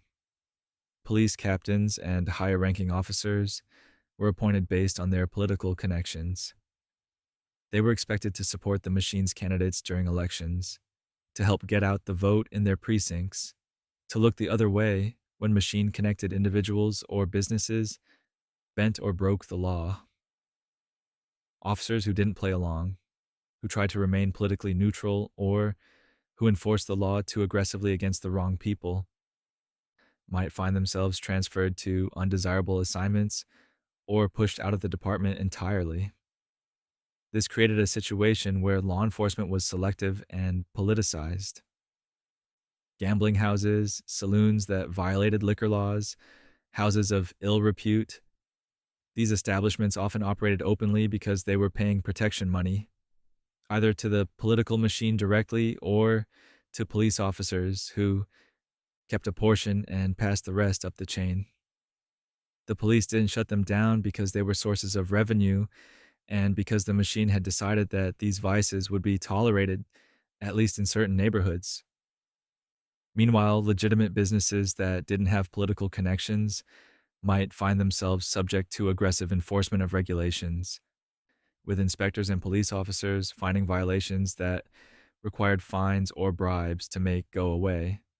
During strikes and labor disputes, police departments consistently sided with employers, and this was particularly true when the employers had political influence. When workers went on strike, when they picketed, when they tried to prevent replacement workers from entering facilities, the police were there to protect the replacement workers and to break up the pickets. The police might arrest union organizers on vague charges like disturbing the peace or conspiracy. They might use violence to disperse crowds of strikers. They functioned as a private security force for business interests, paid for by public tax dollars but serving private ends. The quality of actual police work, the investigation of crimes, and the protection of ordinary citizens was often poor. Police officers were not well trained. Many were not particularly intelligent or competent. They'd gotten their jobs through connections, not through demonstrating ability. Corruption was endemic. Officers might shake down businesses for money. They might ignore crimes committed by people with connections.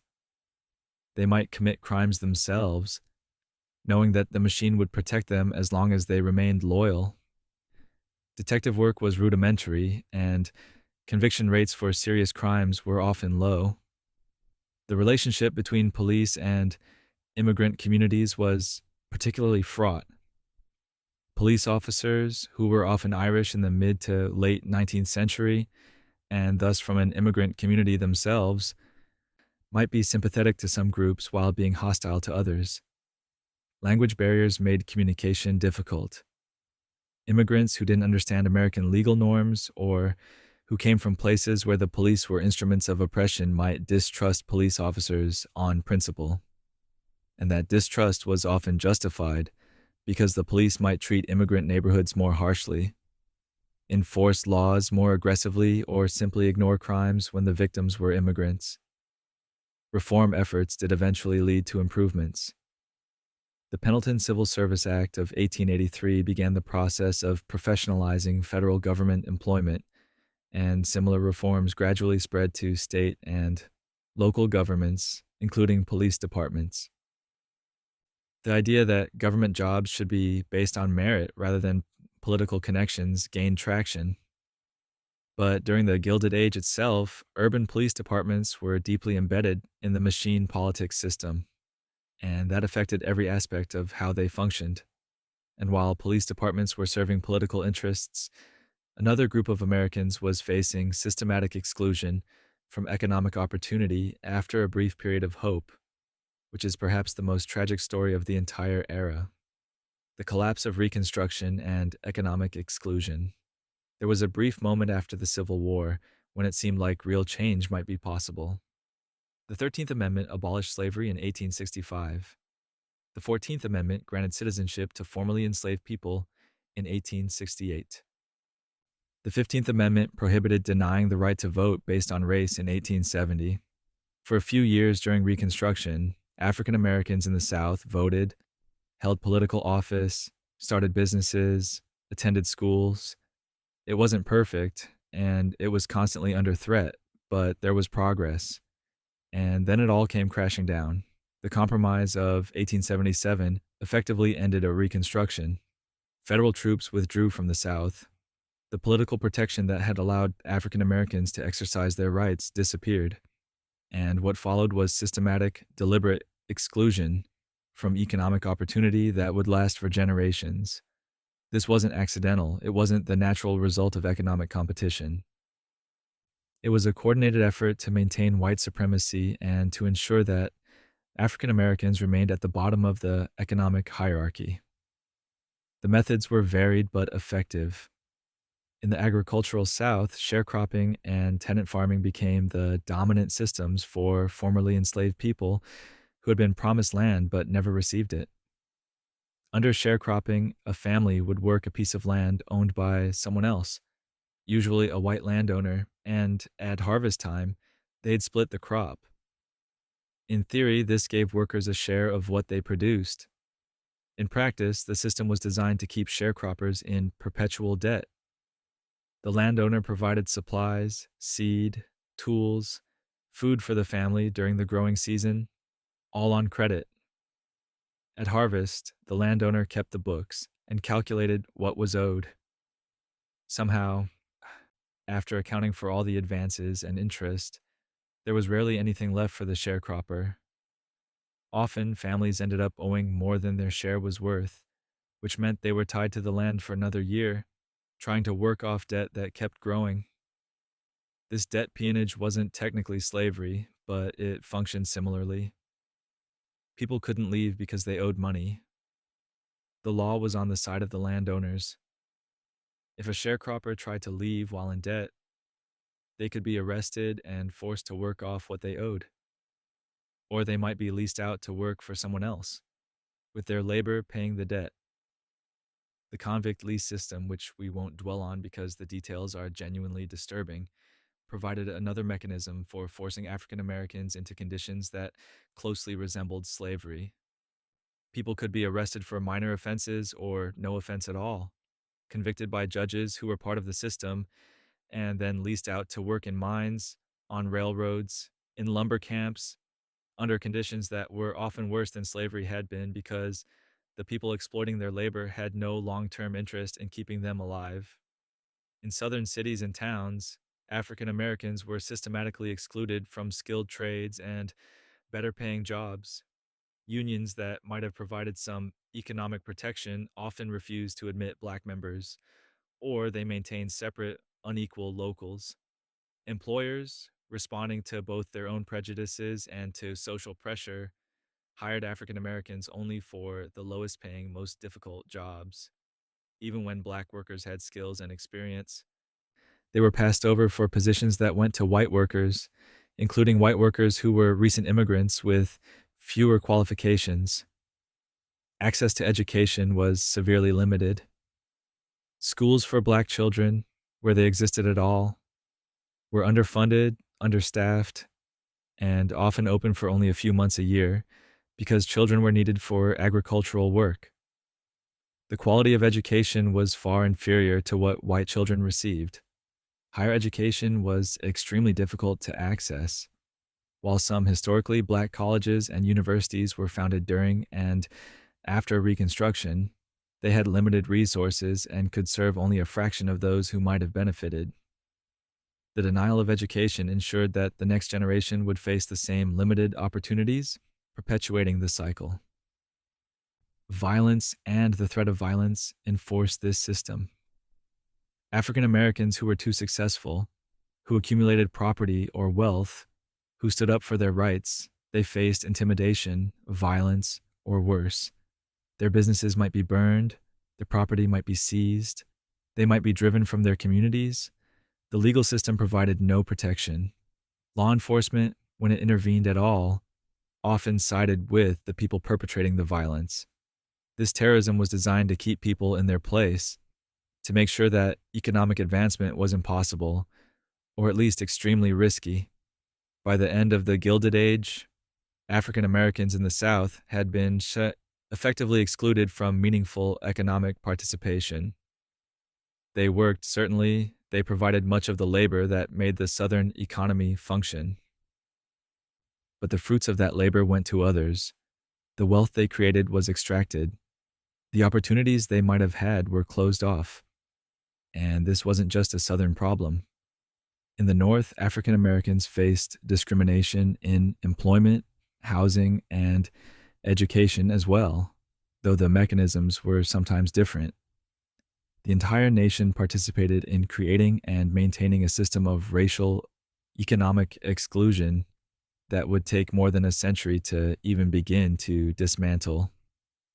And while African Americans were being systematically excluded from economic opportunity, another group of Americans was being subjected to a different kind of systematic oppression, one designed to erase cultural identity entirely. Erasing culture through forced education. In 1879, a former Army officer named Richard Henry Pratt founded the Carlisle Indian Industrial School in Pennsylvania. Pratt had a philosophy that he summed up in a phrase that has become infamous: kill the Indian, save the man. He believed that Native American children could be assimilated into white American society if they were removed from their families, stripped of their language and culture, and educated in white ways. The Carlisle School was the model for what would eventually become a system of more than 300 Indian boarding schools across the United States, schools that tens of thousands of Native American children were forced to attend. The removal of children from their families was often done by force or under threat of withholding food rations that families depended on. Children as young as 5 or 6 were taken hundreds of miles from their homes and placed in institutions where they were forbidden to speak their native languages, practice their religions, or maintain any connection to their cultural heritage. Their hair, which often had spiritual significance, was cut short. They were given English names. They were dressed in uniforms. They were punished, sometimes severely, for any attempt to maintain their identity. The stated goal was assimilation and education, to prepare Native American children for life in American society. The actual experience was often traumatic. Children were separated from everything they knew, placed in an environment where their culture was treated as something shameful that needed to be eliminated. The education they received was primarily vocational, designed to prepare boys for manual labor and agricultural work and girls for domestic service. Academic education was limited. The underlying assumption was that Native Americans were suited for menial work, not for professional or intellectual pursuits. The conditions in many of these schools were harsh. Children were required to work, both as part of their training and to support the operation of the schools. Discipline was strict and sometimes brutal. Disease was common. Tuberculosis, in particular, spread easily in the crowded dormitories, and many children died. The death rates at some schools were shockingly high, and families often didn't learn about their children's deaths until long after they occurred. Some children were buried at the schools in unmarked graves, far from their homelands and families. The psychological impact of this forced separation and cultural erasure was devastating and long-lasting. Children who spent years in boarding schools often returned to their communities, unable to speak their native language, alienated from their own culture, but not fully accepted in white society either. They existed in a painful liminal space, disconnected from their roots, but not given genuine opportunities in the world they'd been forced to join. The trauma was passed down through generations. Families were fractured. Cultural knowledge that would have been transmitted from elders to children was lost. The boarding school system operated on the principle that Native American cultures were inferior and needed to be eliminated. This wasn't education in any meaningful sense. It was cultural genocide, an attempt to destroy distinct peoples and ways of life through the forced assimilation of children.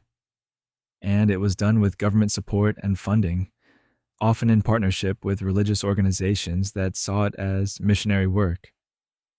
The schools continued operating well into the 20th century, with the last ones not closing until the 1970s and 80s. The long-term consequences are still being felt. Native American communities lost language speakers, lost cultural practices, lost the intergenerational transmission of knowledge that sustains cultures. Some languages disappeared entirely. Others came close to extinction and are now being revived by people whose grandparents or great-grandparents were punished for speaking them.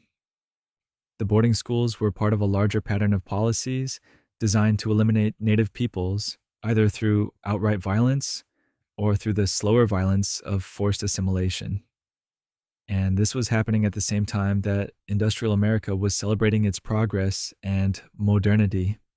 While some Americans were getting rich and cities were growing and the country was becoming an economic powerhouse, other Americans were having their children stolen and their cultures systematically destroyed. But while some forms of destruction were happening to specific groups, there was another kind of destruction that was affecting everyone, though it took decades before people understood just how serious it was, and that was the environmental cost of rapid industrialization.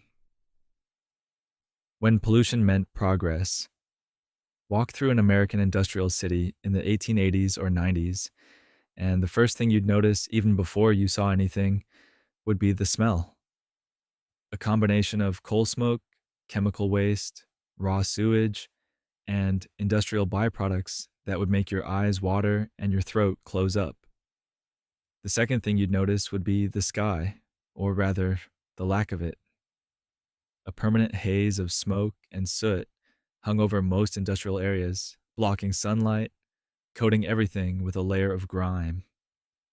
And the thing is, this wasn't seen as a problem. It was seen as a sign of prosperity. The saying at the time was that smoke meant jobs. If the air was clean, it meant factories weren't running, which meant people weren't working, which meant the economy was in trouble.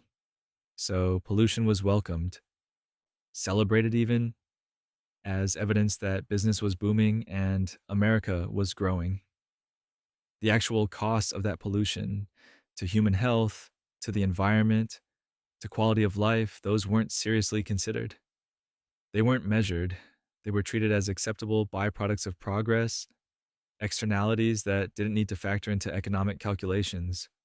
Coal was the primary fuel of the Industrial Revolution, and burning it produced enormous amounts of smoke and particulate matter. Every factory, every railroad locomotive, every home that could afford it burned coal for heat. The smoke from millions of coal fires created air quality that was genuinely dangerous. Respiratory diseases were rampant, particularly in working class neighborhoods closest to industrial sites.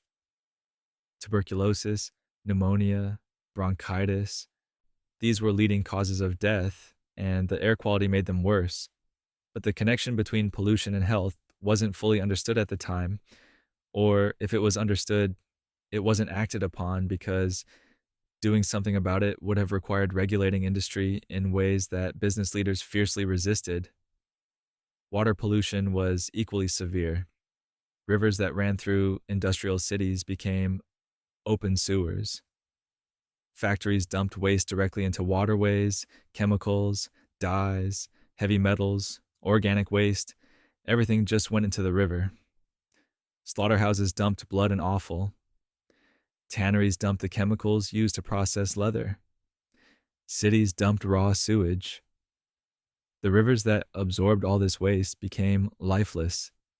Fish disappeared. The water was often visibly discolored and always smelled terrible. But rivers were convenient disposal systems, and there were no regulations prohibiting their use as such.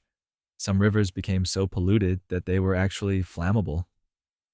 The Cuyahoga River in Ohio caught fire multiple times in the late 19th and early 20th centuries because of the oil and industrial waste floating on its surface, though the most famous fire would come much later in 1969, an event that helped spark the modern environmental movement.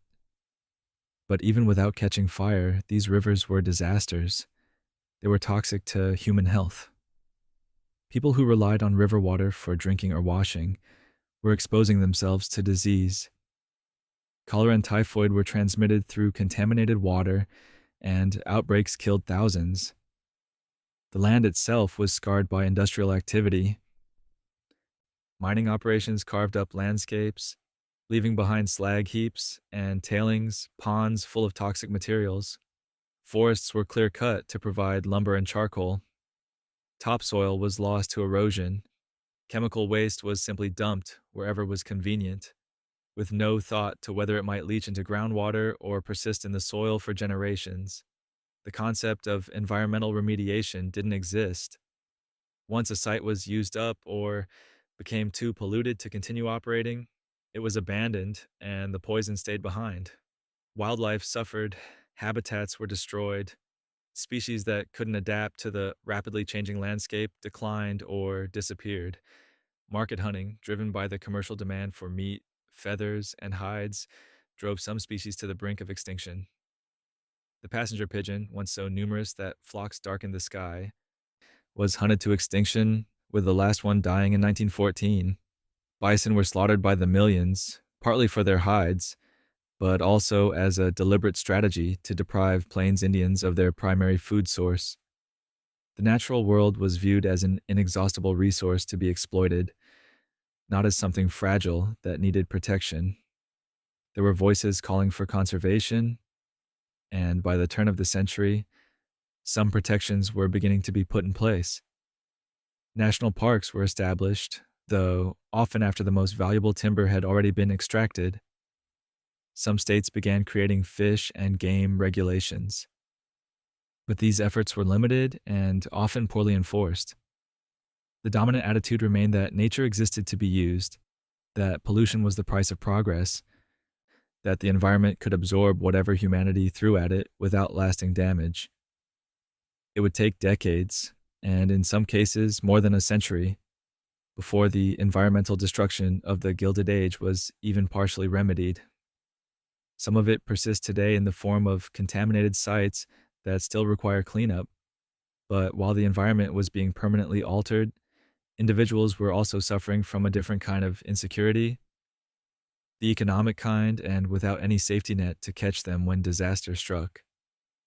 When bank failures wiped out life savings. Imagine you've been saving money for years. You've worked, scrimped, denied yourself small pleasures, put aside a little bit whenever you could.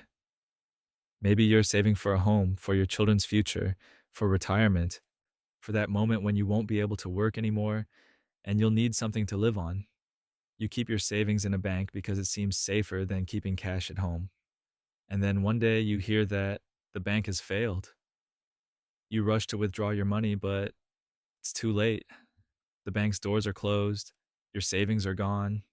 There's no insurance, no government guarantee, no way to get any of it back. Everything you worked for has just evaporated. This scenario played out repeatedly during the Gilded Age. The American banking system was largely unregulated and unstable. Banks failed frequently, especially during economic panics. And when they failed, depositors lost everything. The Panic of 1873 led to the failure of more than 100 banks. The Panic of 1893 was even worse, with hundreds of banks closing their doors. And these weren't isolated events. Smaller bank failures happened constantly. Dozens every year in a normal year, hundreds during crisis years. The problem was structural.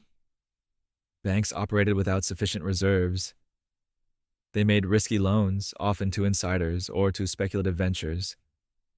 When those loans went bad, the bank could become insolvent overnight.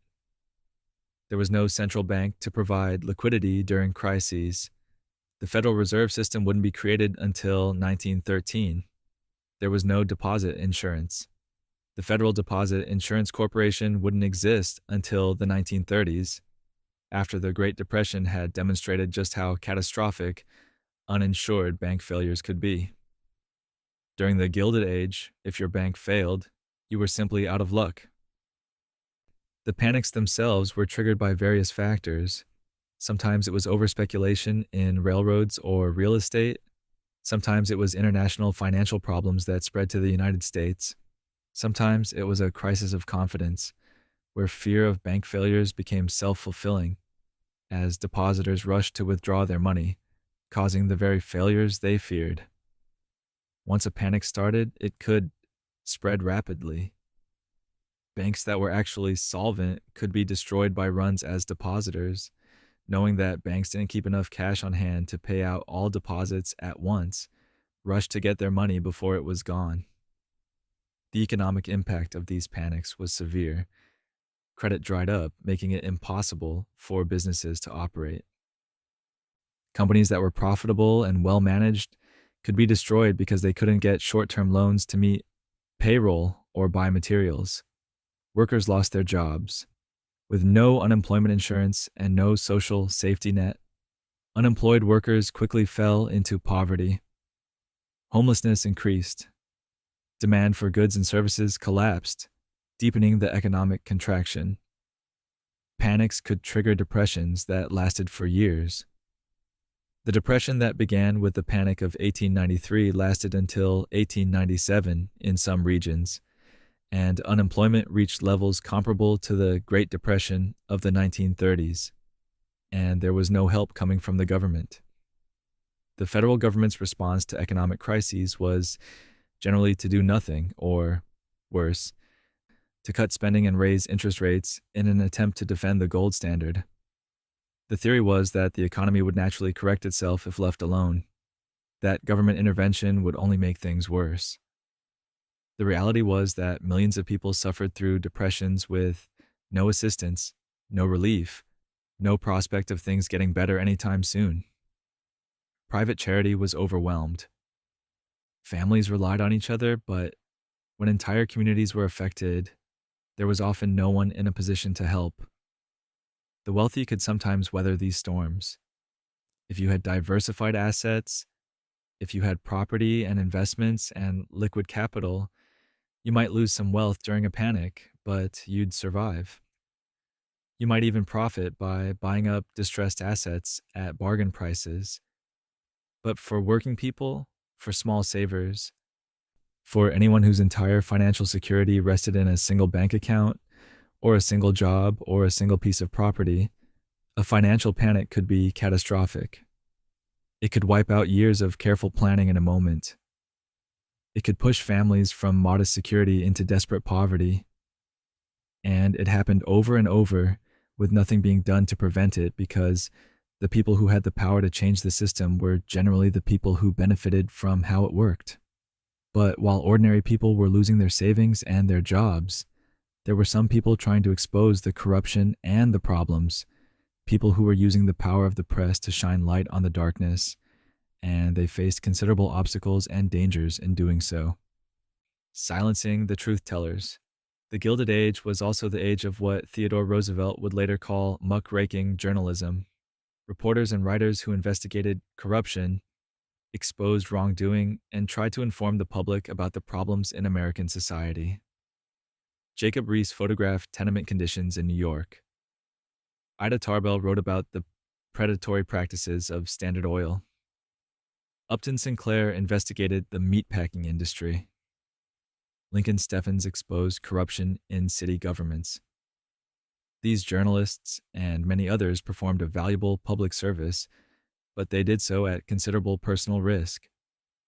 Powerful interests didn't appreciate being exposed. Business leaders whose practices were being criticized, political machines whose corruption was being documented, they had resources and connections, and they were willing to use them to silence critics. Journalists who wrote about corruption might find themselves sued for libel. The wealthy could afford expensive lawyers and could drag cases out for years, bankrupting writers who had modest incomes. Even if the journalist eventually won in court, the legal fees and the time involved could be ruinous. Physical threats were also a possibility. Journalists who exposed organized crime or corruption that was tied to criminal enterprises might be threatened with violence. Some were beaten, a few were killed. Police protection was uncertain, especially if the police themselves were part of the corrupt system being exposed. Journalists had to be careful about where they went and who they spoke to. Sources who provided information might face retaliation if their identities became known. So journalists had to protect their sources, but doing so could leave them vulnerable to contempt of court charges if they were ordered to reveal names. Publishers could also be pressured to fire or silence troublesome reporters. Newspapers and magazines depended on advertising revenue, and major advertisers could threaten to pull their business if they didn't like what was being published. Business leaders who were being criticized might be major advertisers themselves, or they might have enough economic influence to convince other businesses to join a boycott. A publisher who relied on that revenue might decide that keeping advertisers happy was more important than supporting investigative journalism. Some publishers were brave and principled, willing to absorb economic pressure in order to pursue truth. Others were not. There were also more subtle forms of pressure. Journalists who became too troublesome might find that their sources dried up. People who had been willing to talk might suddenly become unavailable. Access to events and information could be restricted. A reporter who was cut off from sources and access became much less effective. And sometimes the pressure came from within.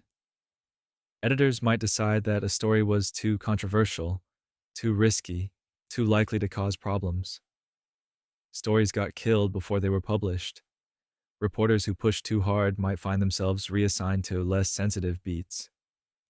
Despite all these obstacles, investigative journalism flourished during the late Gilded Age and into the Progressive Era. The work of these journalists helped drive reforms. Their exposés educated the public about conditions that many people had been unaware of or had chosen to ignore. They created pressure for change. The Pure Food and Drug Act, the Meat Inspection Act, antitrust enforcement, labor reforms, many of these came about partly because journalists had documented the problem so thoroughly that they couldn't be ignored. The muckrakers demonstrated the power of the press to hold powerful interests accountable. But it's important to remember that this journalism existed in tension with powerful forces that would have preferred silence. Every investigation, every expose, every critical article was produced against resistance, often at personal cost to the journalists involved. The truth was dangerous, both to those who told it and to those who wanted it hidden.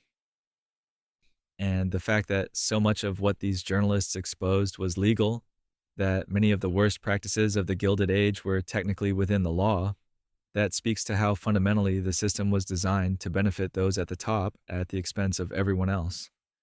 The muckrakers were trying to change that system by informing the public and creating pressure for reform. But while they were fighting their battles in print, ordinary people were fighting their own battles, including battles for basic health care, which brings us to another stark divide between the wealthy and everyone else.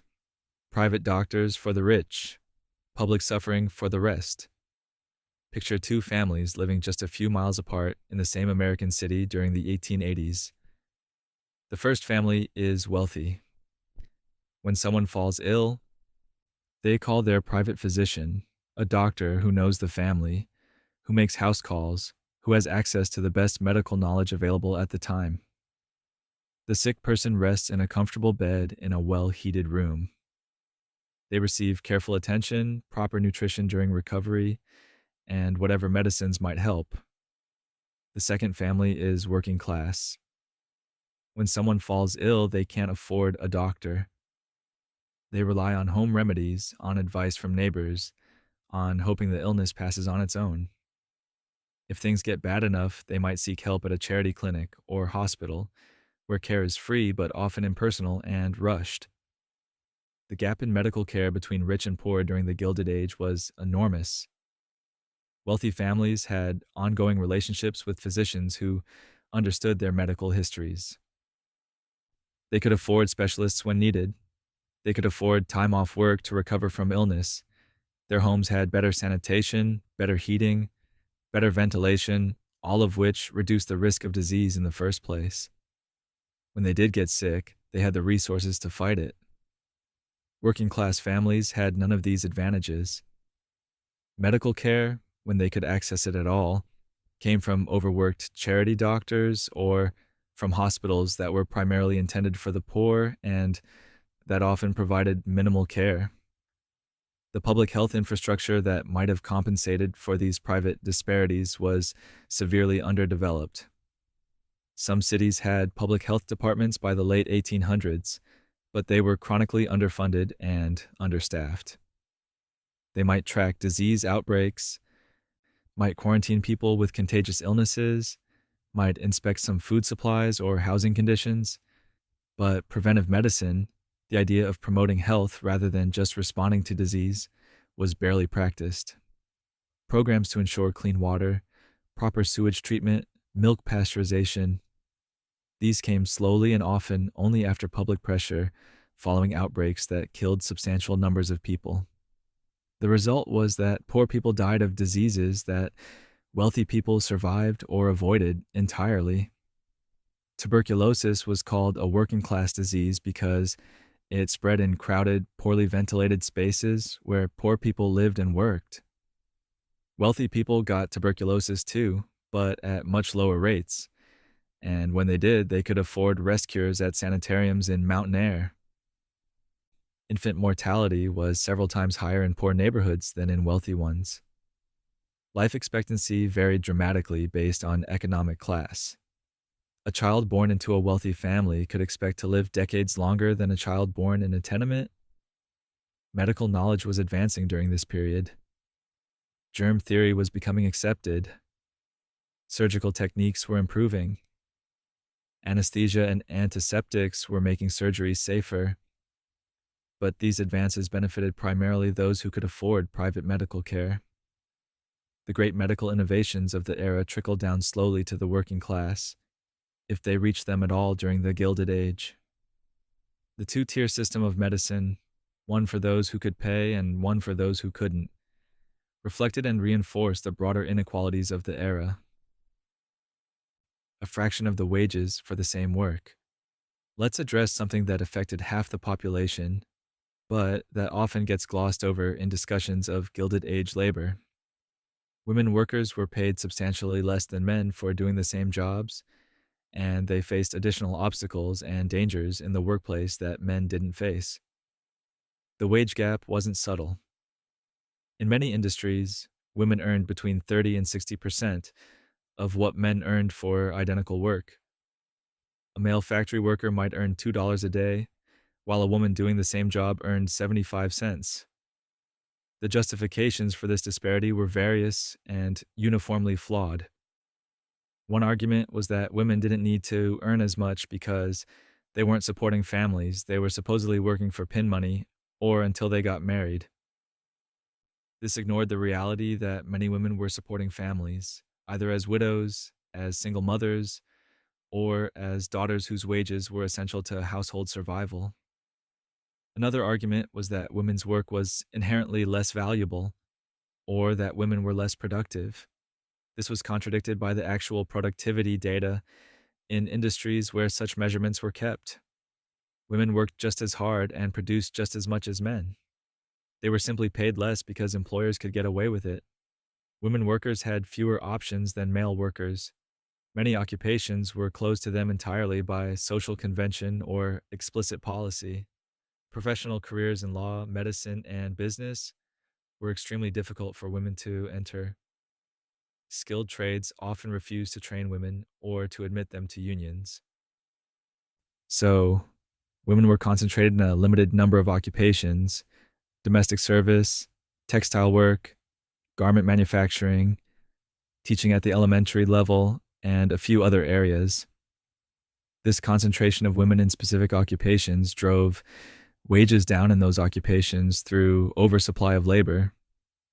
Working conditions for women often included additional indignities and dangers beyond those faced by male workers. Women in factories might face unwanted attention, or worse, from male supervisors who had power over their employment. Women who complained about mistreatment or who resisted such attention might be fired with no recourse. On Tisra, the power imbalance was severe. Women workers also faced social stigma that male workers didn't face. A woman working outside the home, particularly in a factory or other industrial setting, was sometimes viewed as having failed in her proper role or as being of questionable character. The combination of low wages and limited opportunities meant that women workers lived on the edge of poverty even when employed full-time. A woman working in a garment factory or as a domestic servant earned barely enough to pay for food and housing, with nothing left over for savings or emergencies. If she lost her job, even temporarily, destitution could follow quickly. Women were overrepresented among the poor and the homeless, particularly older women and widows who could no longer work but had no savings or family support. Some women workers tried to organize for better conditions and wages, and they faced all the same obstacles that male workers faced, plus additional ones. The labor movement was often indifferent or hostile to women's concerns. Male union members sometimes saw women workers as competitors who drove down wages rather than as fellow workers who deserved solidarity. Women's strikes were often dismissed or ignored by press and public in ways that men's strikes weren't.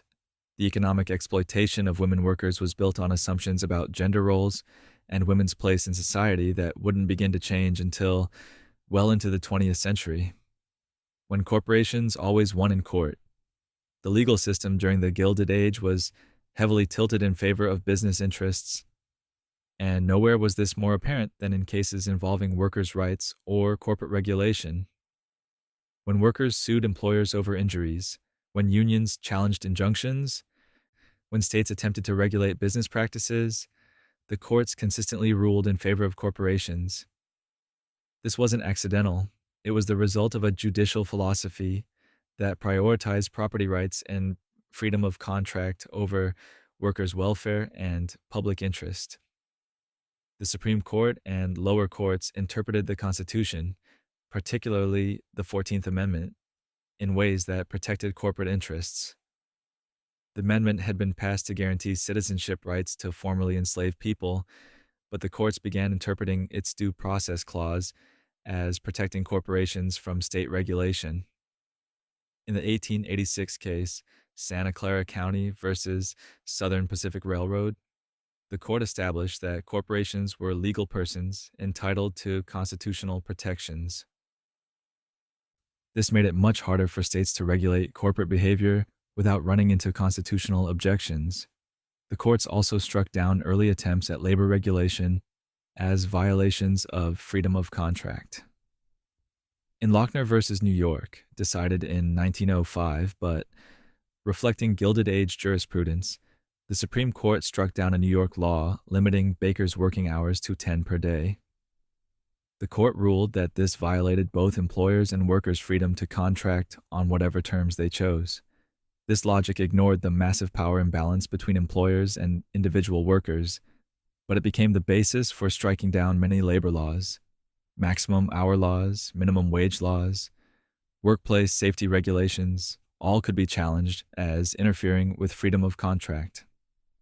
Injunctions became powerful tools for breaking strikes. Employers could go to federal court and get an injunction prohibiting strike activity, picketing, or even encouraging workers to join a strike. These injunctions were issued quickly, often without full hearings, and they were enforced by federal marshals or troops. Workers who violated injunctions could be jailed for contempt of court without a jury trial. The injunction effectively made striking illegal in many cases, removing one of the few tools workers had to pressure employers. Eugene Debs spent 6 months in jail for violating an injunction during the Pullman strike, and the Supreme Court upheld his conviction. Labor unions themselves could be prosecuted under antitrust law. The Sherman Antitrust Act of 1890 was supposed to prevent monopolies and restraints on trade, but courts interpreted strikes and boycotts as restraints on trade and applied the law against unions. This was exactly the opposite of what many of the law's supporters had intended, but it's how the courts chose to apply it. Corporations that actually were monopolies faced much less aggressive antitrust enforcement than unions did. The pattern was consistent across different types of cases and different courts. When business interests and public welfare conflicted, courts sided with business. When corporate rights and workers' rights conflicted, courts sided with corporations. The judiciary became a barrier to reform, striking down laws that legislatures had passed in response to public demand. This judicial conservatism would persist until the New Deal era of the 1930s, when political pressure and changes in court composition finally led to a different approach. Arrested for organizing workers, being a labor organizer during the Gilded Age was dangerous, and not just because of private security forces or police violence. It was also legally risky. Organizers could be arrested and prosecuted under various conspiracy laws that were vague enough to criminalize almost any collective action by workers. The legal theory was that when workers organized together to demand higher wages or better conditions, they were conspiring to interfere with business and to restrain trade. Individual workers acting alone had the right to quit or to ask for raises, but workers acting collectively could be prosecuted as criminals. Conspiracy prosecutions didn't require proof that anyone had committed violence or destroyed property. The conspiracy itself was the crime. Planning a strike, encouraging workers to join a union, organizing a boycott, all of these could be prosecuted. Convictions didn't always result in long prison sentences, though some organizers did spend significant time in jail. But even arrests and short jail terms had a chilling effect. They disrupted organizing efforts. They intimidated workers who might have been considering joining unions. They sent a message that collective action carried serious legal risks. State and federal laws also made it easier to prosecute labor activists under various other charges: inciting riot, disturbing the peace, trespassing, unlawful assembly. These charges could be brought against picketers or strike organizers with relatively little evidence. The burden of proof in practice was low, and juries in areas where business interests dominated were often hostile to labor. Even when organizers were acquitted, the process of being arrested, jailed, and tried was punishing and disruptive. Some of the most prominent labor leaders of the era spent time in jail. Eugene Debs served time for his role in the Pullman strike. Bill Haywood and other leaders of the Western Federation of Miners faced multiple arrests and prosecutions. Mother Jones, the legendary labor organizer who worked with coal miners, was arrested repeatedly and spent time in jail, despite being an elderly woman by the standards of the time. These high-profile prosecutions were meant to serve as warnings to others who might consider organizing workers. The legal campaign against labor organizing was coordinated with economic and physical pressure to create an environment where forming unions was extremely difficult. Workers who tried to organize risked losing their jobs, being blacklisted from employment in their industry, facing violence from private security forces, being arrested and prosecuted, and having their efforts crushed by court injunctions. The obstacles were formidable, and most organizing efforts failed. The unions that did survive and grow during this period did so through tremendous courage and persistence in the face of overwhelming opposition.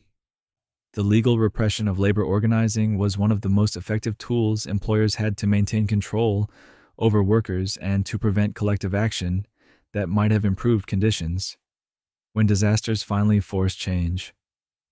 Throughout this long night journey through the Gilded Age, we've seen pattern after pattern of terrible conditions being allowed to continue despite widespread knowledge of the problems. Child labor persisted. Workplace safety was ignored. Corruption flourished. Inequality grew. And often the response from those in power was that these were natural conditions, the unavoidable costs of economic progress, problems that either didn't need solving or that would solve themselves given time. But there's a grim truth about how change actually came in many cases. It took disasters, public catastrophes that were so horrifying and so visible that they couldn't be ignored or explained away. The Triangle Shirtwaist Factory fire of 1911, just after the Gilded Age proper, killed 146 workers, mostly young women and girls. They died because doors were locked, because fire escapes were inadequate, because the building wasn't designed with safety in mind. The public outcry was immediate and intense. People were horrified by the images of workers jumping from windows to escape the flames. The tragedy led directly to new workplace safety laws in New York and eventually to broader reforms in building codes and fire safety regulations across the country. But here's the thing. The conditions that made the fire so deadly were not secrets. They were known. Reformers had been warning about them for years. It took a disaster to create the political will for change. The publication of The Jungle by Upton Sinclair in 1906 exposed conditions in the meatpacking industry. The book was fiction, but it was based on careful research. The conditions Sinclair described were real and had been known to industry insiders and to some journalists. But it took a best-selling book that reached middle-class readers and made them think about their own food safety to generate enough pressure for the Meat Inspection Act and the Pure Food and Drug Act. Workers had been complaining about conditions in meatpacking plants for years. It wasn't until consumers felt personally threatened that action followed. Financial panics and depressions demonstrated the instability of an unregulated banking system repeatedly throughout the Gilded Age. Each crisis caused immense suffering. Each one made clear that some form of banking regulation and a lender of last resort were needed. But meaningful banking reform didn't come until after the Panic of 1907, and even then it took until 1913 to create the Federal Reserve System. And comprehensive banking regulation with deposit insurance didn't arrive until after the Great Depression of the 1930s. It took repeated disasters, each one ruining thousands or millions of lives, before the political system responded. Labor reforms followed a similar pattern. The violence at Homestead in 1892, at Ludlow in 1914, at countless other strikes and labor disputes. These events gradually built public support for workers' rights to organize and for basic labor standards. But progress was slow, and it was often reversed by court decisions or by employers finding new ways to suppress unions. The National Labor Relations Act that gave workers real legal protection for organizing didn't come until 1935, decades after the need was obvious. The pattern reveals something uncomfortable about how reform happens: rational arguments, moral appeals, careful documentation of problems. These things matter, but they're often not enough on their own. What seems to be required, at least in many cases, is a disaster vivid and undeniable enough that it creates a political crisis that demands response. The system's bias toward inaction, toward protecting existing power structures and economic arrangements, is strong enough that it takes extraordinary pressure to overcome it. The Gilded Age left behind many legacies, some positive in terms of economic development and technological progress, but also a legacy of suffering that was eventually addressed only through the pressure created by disasters and by the patient, dangerous work of reformers and journalists and labor organizers who kept pushing even when progress seemed impossible. And with that sobering thought, we can finally close this chapter of American history. And that brings us to the end of our long night with the Gilded Age. 25 facts about an era that built modern America while grinding up the people who did the actual building. If you made it this far without falling asleep, I'm genuinely impressed, and also maybe concerned about your sleep schedule. Here's the thing worth remembering as you drift off. The Gilded Age glittered on the surface, but its foundation was built quietly, unevenly, and at great human cost. The progress was real. The suffering was also real. And the distance between those two realities, between the mansions in Newport and the tenements in New York, between the industrialists and the children working in their factories, that distance is what defined the era. So tonight, be thankful you're not breathing coal smoke, drinking from a river that catches fire, or getting paid in company script that's only good at the company store. Be thankful for the reformers who looked at all of this and said, this isn't acceptable, and kept saying it until something changed. The Gilded Age taught us something important: that a society can be both extraordinarily wealthy and profoundly unjust at the same time, and that fixing that imbalance requires more than good intentions. It requires people willing to fight for change even when the odds seem impossible. Sweet dreams. And remember, sometimes history's job isn't to make you feel good.